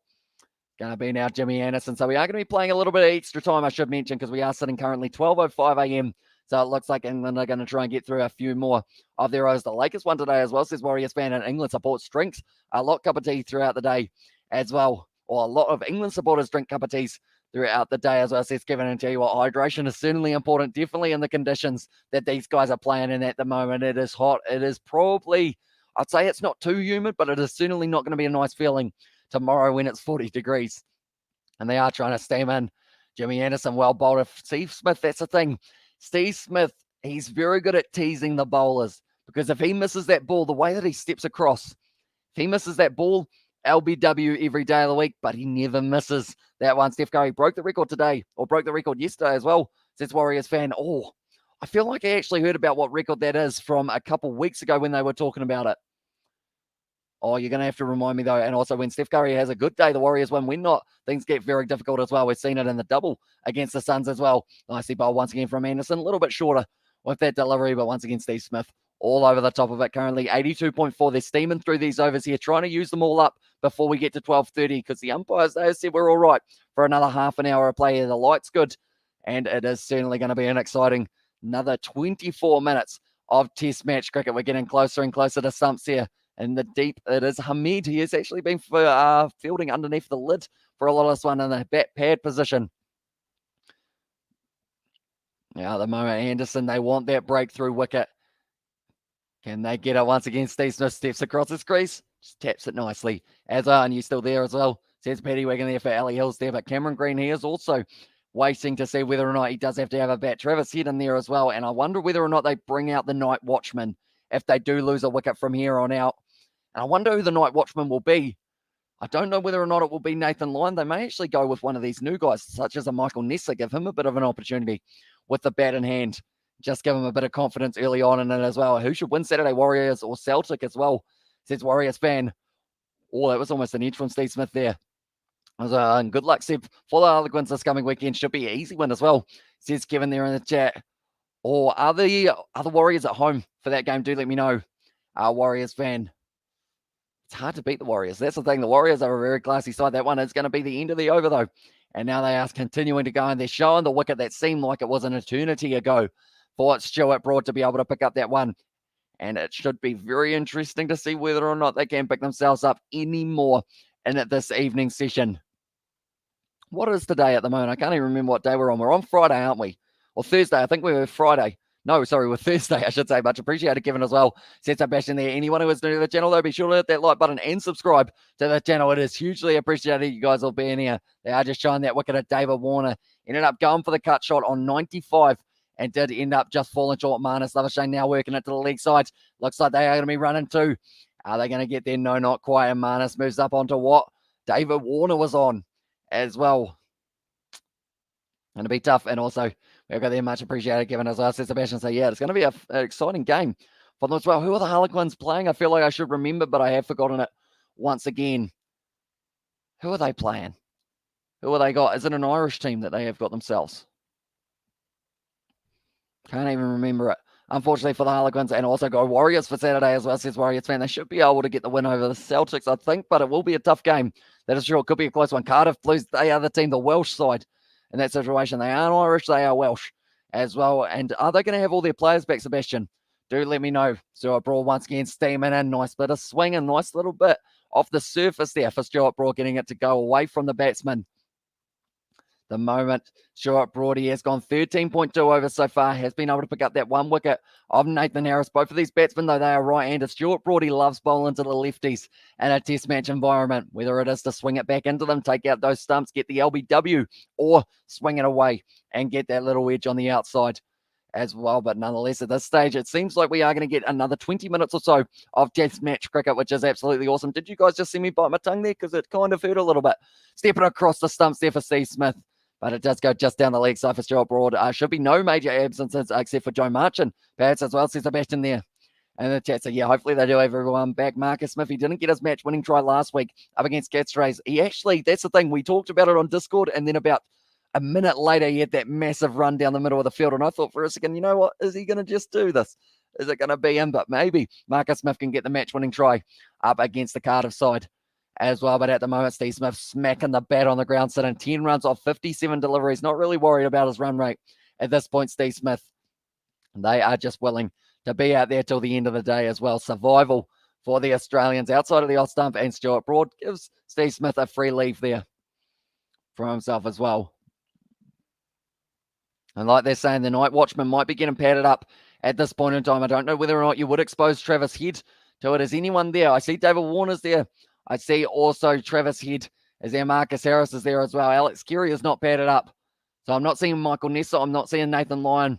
And I'm not seeing anyone along the lines of a Mitchell Stark or Jai Richardson there as well. And Steph Curry will score 50 Saturday as well. Tell you what, that would be very impressive if he was able to do so. And we're definitely favourites in that game. But as I said, no easy games in the Champions Cup. That's going to be a beautiful shot out there through cover for Steve Smith, bringing up his first boundary in a long time, if not his first boundary of the day for Steve Smith. And he is going to be moving up onto 14 runs of 59 deliveries. Chasing that one a bit, Steve Smith decided to try and go after it. Decided it was worth a crack. Does have very good hand-eye coordination, so he knew exactly what he needed to do. He is the captain here for Australia. Anyone wondering what happened to Pat Cummins? He is a close contact of a COVID case, so because of that, it does mean that he does miss out on this test match, but he should be back for Boxing Day, and we'll be excited to see what he can do at the MCG up against such a tough side in England for that third match. The atmosphere there with 80,000 plus will be absolutely phenomenal. Stuart Broad, final delivery of this one. It was coming back in, but Steve Smith once again but a blocker. That's going to be the end of the over. 84 down now for the overs bowled, and it is going to be 217 for 2 here for the Australians. Going to be tough for them in the second innings here, England, or sorry, for even their first innings when they are going to be going out, and tomorrow as well in the heat. Like, it's going to be hot. Like, I'm sitting in front of a light, and it's kind of warm here. I've got my jersey on, but for England to be out there when it is 35 plus degrees, like at the end of the day, Australia, they are all sitting in the changing rooms. They have got air conditioning. Marnus Labuschagne, I've got to give him huge praise for this effort out there. He will well and truly be sweating bricks, but he is still out there. He is still working hard for his side to try and get them a good total here in the first innings. He's faced 256 deliveries here for Marnus Labuschagne. Can he bring up the 100 before the end of the day, or does he sit there on 99 not out? Going into the new one. 42 likes, hit that like button, guys, as well. Says Victor, you heard him. If you haven't already, be sure to hit that like button. See whether or not we can get to 50. I was going to say, is it the case of a skipper's curse for the Aussies? First paying now, Cummins. Hopefully, he'll be back for the third test as well. Says Sebastian here. Yeah, I believe it was 7 days, as long as he keeps on returning negative tests, because he did have a test this morning, I want to say, and it did come back negative, but because he is a close contact rather than I think it is what's it called? Because I know that Mitchell Stark and Nathan Lyon were kind of contact, but they weren't kind of completely close contact. 23 degrees in Adelaide at the moment, says Robert, there for the temperature. And also, hopefully, George will join us for the second session of Tomorrow Learning Cricket as well, says Kevin. Yes, hopefully, I will be able to convince him to come back and have another look at it as well. Do you know Gordon Ramsay? I do indeed. It's quite a few TV shows, quite a few Michelin star restaurants as well for Gordon Ramsay, but Labuschagne at the moment, can he bring up yet another one of his quite a few centuries that he has been able to get for Australia? He had a breakthrough innings about 3 years ago, or 2.5 years ago it was, for the Ashes. When Steve Smith did get injured, Marnus Labuschagne, he stepped up, and ever since then he's been a staple in that batting lineup for Australia. Nice bit of swing there for Jimmy Anderson. The Kiwi lads present George Loon's cricket as well with the George and the Hamish there, and the chap from Sebastian. But yeah, hopefully you guys did enjoy that little segment. And I know that it was that situation of, at times, it was probably one of those ones that you guys may have wanted to go like, George, like, nothing. But I feel like that's where the fun comes in, because he will be able to slowly learn. And who knows, by the end, maybe he does pick up cricket and does want to have a few more cricket live streams in the future with me as well. The pitch match for him, or pitch match at the moment. Jimmy Anderson, he actually hasn't bowled too many on the stumps at all for Marnus Labuschagne. That one was on the stumps, so I jinxed that one big time, and it is going to be hit down the ground once again for no run for themselves as well. So at the moment, I would say that Australia Like, that's the thing. They're about 65% chance of winning this game from here on out. The draw is sitting more likely than England. England are only sitting with a chance of about 8%, maybe even 7 now, for them to be able to win this game. The partnership is 41 of 123 deliveries. Joe Root, he is looking frustrated at the moment in the field. What do they have to do to get one of this dynamic duo of Labuschagne and Smith out? I think you just got to put it on the stumps a few times, risk it for a few extra runs at the end of the session, but you might be able to pick yourself up a wicket. That's the edge. It's dropped by Joss Butler. That was Labuschagne, would have been gone on 95. That was the easiest take of the day for Joss Butler. He's put it down. How costly could that be there? I loved how George didn't fear getting run out. Hey, go for the run after every delivery as well, says Sebastian. That is a sitter for Joss Butler there. Easy take. It's gone in. It's gone out. And that is going to now be Marnus Labuschagne safe for now. That is the second time that Joss Butler has dropped him today. Something about that wicket, he's just not quite able to get in. You can see straight away Joss Butler, he puts the head down. That was the moment for England there. Going to be down the leg side. He has taken that one, and now he gets the big wave from the crowd as well. He's going to have to listen to that for the rest of the day. Joss Butler, you got to feel for the man. He took just an absolutely phenomenal Harris catch earlier on, and it just ended up not quite sticking as well. Like they said, you get those 999 times out of 1,000 there. But unfortunately, Joss Butler not able to take that one. Can they get Marnus out in the next few balls as well? And once again, he has to listen to the crowd go away as well. That is the end of the over, though. 85 overs down, and it is 217 for 2 here. And Jimmy Anderson, you can see that he was hyped up for that one. Almost the opportunity for him. It was a thick old outside edge from Marnus Labuschagne. And Joss Butler at the moment, he knows that he should have been able to take that one for his side, and that could have been the big game changer wicket for them as well. But now could still be going in, just the 2 down into the second session as well. We have got Moran in the chat as well. Welcome into the live stream, mate. Anyone who is new, be sure to leave a like and subscribe. We will get to see Test match cricket at its finest tomorrow as well. There will be heat, there will be drama, and we expect nothing less from the Ashes. Definitely not when it is these two sides coming together for over 140 years. There's plenty of history, plenty of rivalry, and plenty of moments in these games that Joss Butler might be saying what went wrong there for me, unfortunately. And it's going to be Ollie Robertson now, who does get the opportunity with the ball in hand as well. Now Robertson, Stamen, and can he pick up the wicket? A little bit of swing available for him, but it's down the leg side for that one. I lost focus, perhaps wasn't paying attention as well, says Kevin. Yeah, that's the thing. Long day of cricket. You just sit there, you get methodical. You go, right, ball in the gloves, ball in the gloves, ball in the gloves. But then, unfortunately, you see that little edge, and then all of a sudden, that ball just doesn't want to stay in the gloves for him. That's about the first one that he has dropped in terms of one that is carried through to the keeper as well. I'm going to say for the rest as well, since the 2 Aussies, and I'm back as well in the chat. So welcome in, mate. Hope you are doing well. Going to be bowled nicely by Robinson. They still need to pick up this wicket. Labuschagne, who is sitting on 95, and it would have actually been the same runs as David Warner got for himself. He's faced 262 deliveries. Joss Butler in his Test career, 145 in total. And he has also got himself a stumping as well. He normally catches those 9 times out of 10, Joss, if not 99 out of 100, like they mentioned. But it just went down for him as well. Massive moment in this game of the Ashes. They're going into the second day, possibly only getting themselves to 2 wickets. But it will be Ollie Robinson once again charging his way. A nice delivery, hit down the ground, and it's a good shot from Steve Smith. And that is going to be at least the 2 runs. Having to chase it hard is Jimmy Anderson. Cuts it off nicely and does keep it to just the 3 runs. Was able to run it down, and Warner got out for 94 first game, then got out for 95 in this match as well. Says the 2 Aussies and a Warriors fan and said, what's your name? My name is Hamish. But I believe there are no... Can we think of any Australian cricketers with the name Hamish?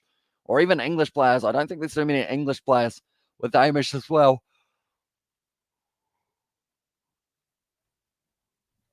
But like they are showing Joss Butler, that catch that he took earlier on in the day, he's put down 2 other catches though, and both of them have been Marnus Labuschagne.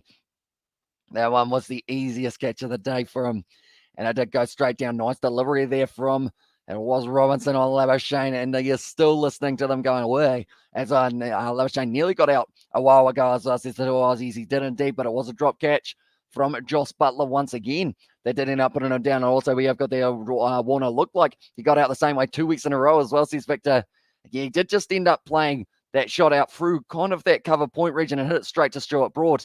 And it's as if he didn't even really try and miss him, I guess you could say. Like the way that the field was set, he was literally the only man out there. Robinson, nice delivery, came back in there for Robinson, and he's looking dangerous in this stage of the innings as well. Your voice is starting to go a little. It is indeed. I feel like some hydration after this live stream, and also, I mean, it is also going to be, some food and whatnot. We'll be rearing to go for the next Ashes matchup as well. But having George for the middle one and Lila Sekiwi lad as well. Welcome in to the live stream once again. Hope you are doing well.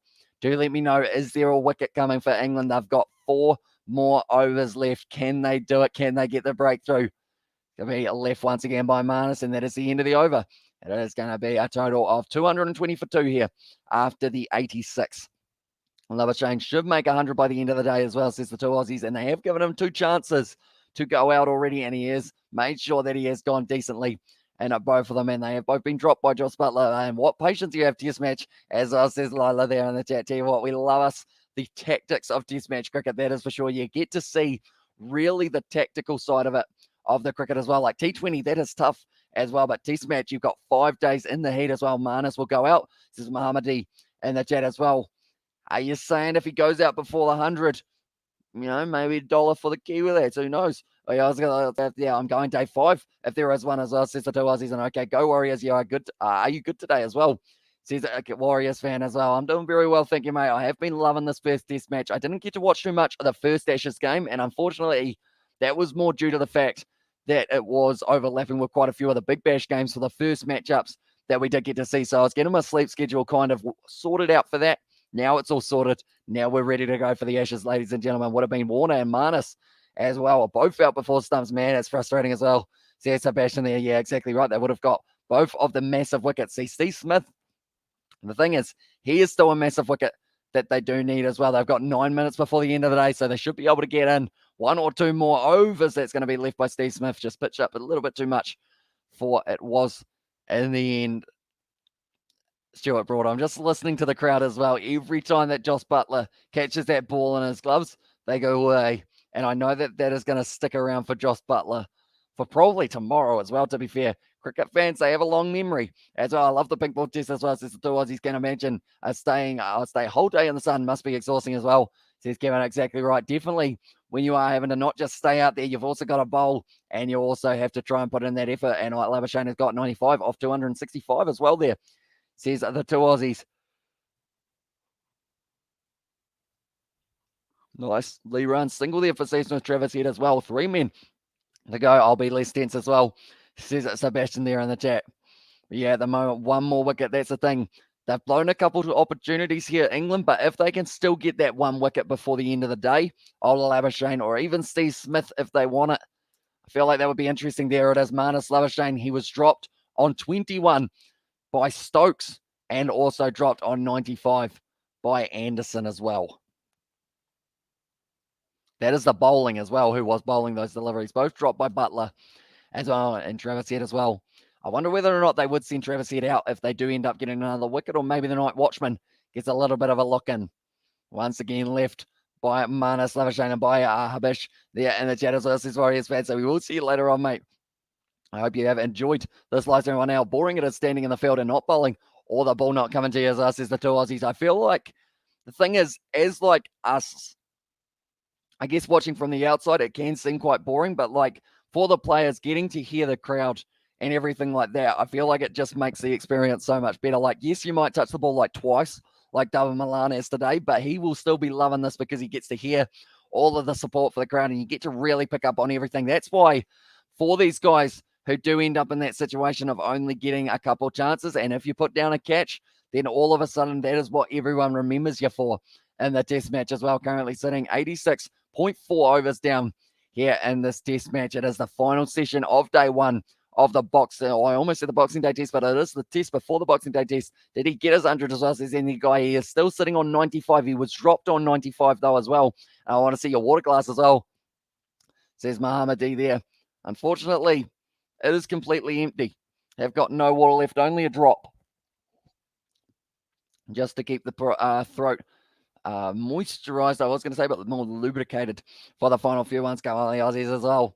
And the chat says the two Aussies. And at the moment, one more delivery left to Stuart Broad's over. I believe they're going to get relatively close to being able to go right through all of their overs here for the full 90. They may still be one short, though, which just shows how slowly they have been moving through those over rates for themselves as well here, England.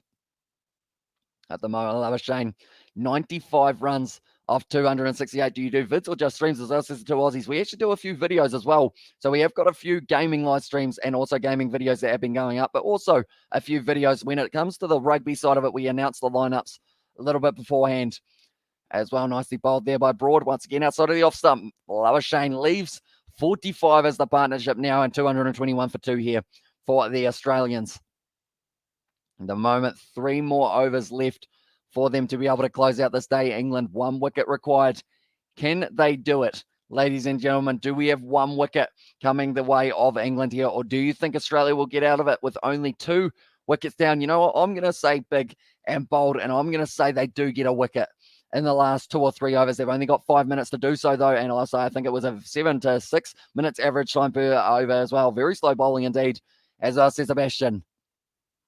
Yeah, at the moment, they were saying that the overs like themselves aren't actually too bad for the pace, but it seems to be that kind of in between the team meetings and whatnot, they have been really slowing down England for this matchup. But at the moment now, it is going to be Ollie Robinson. Hasn't been able to pick himself up a wicket yet. 15th over here. Steve Smith fired up for this one.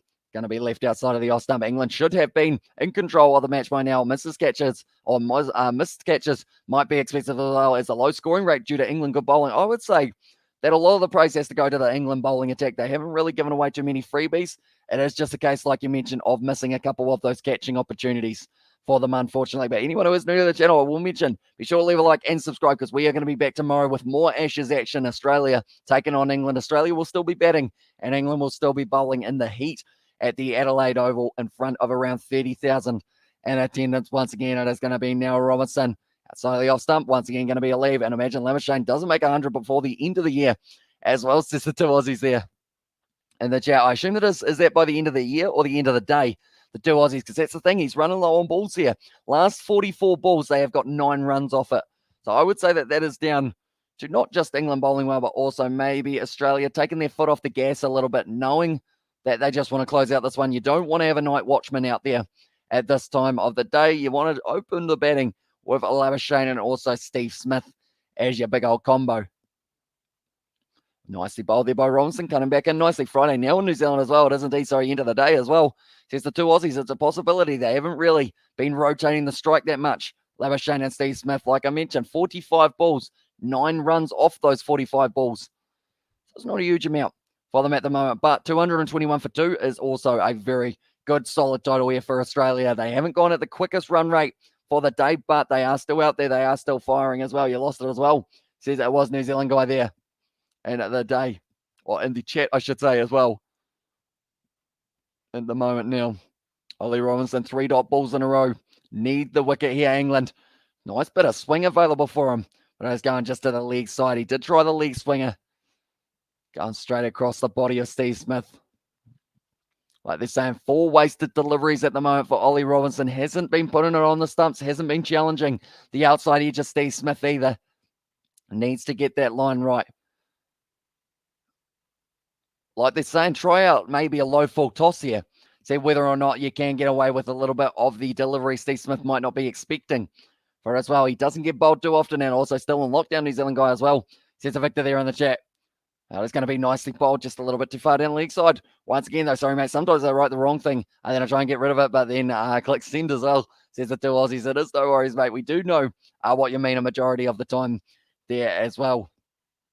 But at the moment, I've got there still in lockdown, New Zealand guy. Is that New Zealand guy in the chat? I assume it is, rather than myself as a New Zealand guy as well. But I think they will still have time for one more over here for England. But Josh Butler, he knows how much of an opportunity that was to take the catch, but he did blow it unfortunately not quite able to take it. He has dropped 2 today for himself, and both times it was Labuschagne outside of the off stump. Once again, it's going to be the leave as well. No cross stretch as well. Says in the guy there. And the chat as well. 1 over to go on this one, and they will be just 1 over short of being able to get right through for their full 90. So they're probably not done too bad overall to get to that stage, but the fact that they needed the extra half hour as well does show that it is quite a slow over rate for them in this matchup. I don't believe they will be starting early tomorrow. I believe we will be starting at just our regular time as well. And as an Aussie, it's so annoying when England are singing their songs as well. Says that the 2 Aussies there in the chat. Yeah, the Barmy Army, they're trying to get behind their boys here. The Bulls, I almost said, but the boys here. At the moment, they are just showing Steve Smith from the Flying Fox. A lot of talent for that man with the bat in hand, the final over. And Marnus Labuschagne at the moment sitting on 95 runs off 265. Does he go aggressive here and try and get himself to his 100, or does he decide that he will just sit it out and wait till tomorrow when he will get another opportunity there? But Stuart Broad at the moment, he's been phenomenal throughout this match. Picked up the only wicket in the early stages of the match of Nathan Harris, but other than that, been very tough. Nice from Auckland to but live in Sydney as well, says Victor there in the chat as well. But Stuart Broad, what can he do? I assume he will be going quite wide and then trying to bring it back in, take it away. Another big yawn for myself. Which city in New Zealand had the earthquake? I believe the most well-known one is probably Christchurch. For that one. And that was in 2011, I believe it was, if I'm not wrong. But at the moment, Labuschagne once again leaves that one.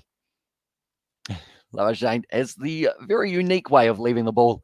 It's fair to say. Does a little bit of a jump on one leg as well.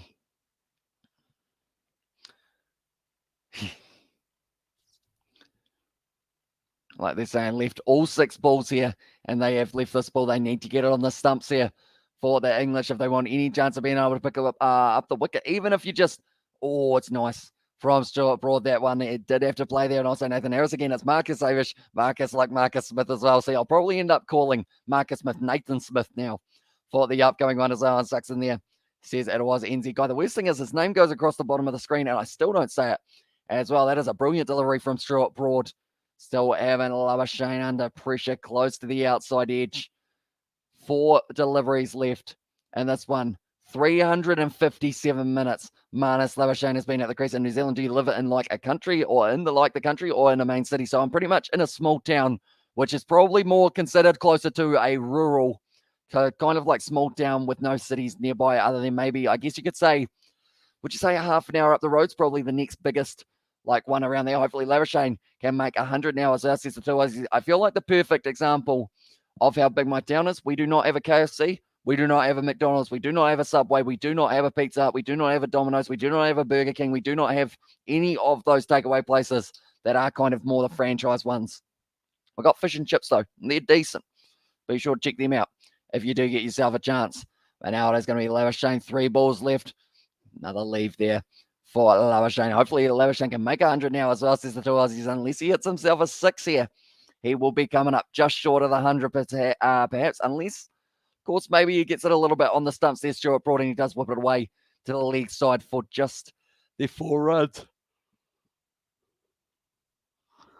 Once again, it is going to be another yawn, bit of a stretch as well. So it's like Foxton as well, says Paddy Wagon. Probably. What's the population in Foxton? Paddy Wagon, do let me know. But now at the moment, it is going to be Labuschagne sitting there, 95 runs off 273. If he gets 5 runs somehow here, he brings up the 50 partnership and also his 100 runs. A little bit down leg there for Stuart Broad. Just got the length a little bit wrong. And also we have got there, I'm really loving your streams as well. Says the 2 Aussies, appreciate that, mate. We are going to be back not just tomorrow, not just the next day, but also the day after that as well. With the BBL, it will be coming back. The Thunder taking on the Heat away from home, and the Heat, they will be hoping to get themselves yet another win. And the KFC Big Bash, it just ended up drifting right across, and he actually got a little edge on that one, I believe, for Marnus Labuschagne. And then the Scorchers, they will be going up against the Hurricanes there as well. Last ball of the day, Stuart Broad, surely he puts it on the stump there, 3,130 as well. So I guess, yeah, relatively similar to myself as well. But the final delivery of the day, Marnus Labuschagne on strike. Stuart Broad, after putting in a big effort, 16 overs into this one, it is going to be the block. That is the end of the day. Ladies and gentlemen, okay, Marnus did not hit the 100 today as well, says the 2 Aussies, but that's going to be the end of the first day of the Ashes Test match, the second Test match, and that is going to be 221 for 2 here for the Australians. So doing decently for themselves to really build up a good starting total. And tomorrow it is going to be hot. It is going to be tough conditions for them as well. And also, cheers, Hamish Night all as well, says Victor as well. And I do appreciate every single one of you for tuning in, whether it was for 5 minutes, whether it was for 5 hours, or whether it was for the whole smack bang 6 hours 30 or so that we did cover. Do appreciate every single one of you for being here. If you are new, be sure to leave a like and subscribe to the channel. It's hugely appreciated, and hopefully you guys did enjoy this live stream as well. It is the first time that we have done the Ashes on the channel, and hopefully it certainly won't be the last as well. Thanks, Dad, says Betty Wagon as well. Although, to be fair for the Ashes, when it is in England, I've just realised it will be in the middle of the night. And this one was a good stream as well, says the 2 Aussies. So I do appreciate that a lot, mate. But pretty much the Australians, they have still got plenty of batsmen that they will be able to use the wickets. It was Marcus Harris. He went very early. That was the wicket that Stuart Broad was able to get himself the only wicket of the day for Stuart Broad there. 3 runs off 28. Warner close to the century, but unfortunately 95 was when he fell to the victim of a short ball from Ben Stokes, and he did it straight into the hands of Stuart Broad. They've still got Travis Head, Cameron Green, Alex Carey, Michael Neeser, Mitchell Stark, Nathan Lyon, and Jai Richardson in that batting lineup. Then also for Australia at the crease at the moment, 95 runs, not out for Marnus Labuschagne. Has been dropped twice, 21, and also on 95 very recently. And also we have got there Steve Smith sitting on 18 runs off 71 deliveries. But this is a good partnership, almost bringing up the half century for those two as well. And also we have got there, cheers for streaming, Hamish, 10 out of 10, hopefully, or hoping for more wickets tomorrow. Be sure to get some quality rest as well. And you're a great streamer as well, says the 2 Aussie, sorry. Thank you very much, mate. But nonetheless, thank you all very much for tuning in. If you did enjoy this live stream, be sure to leave a like and subscribe to the channel. We will be back tomorrow with some more of the Ashes as well. Thank you all very much for tuning in, and I will see you all for the next one.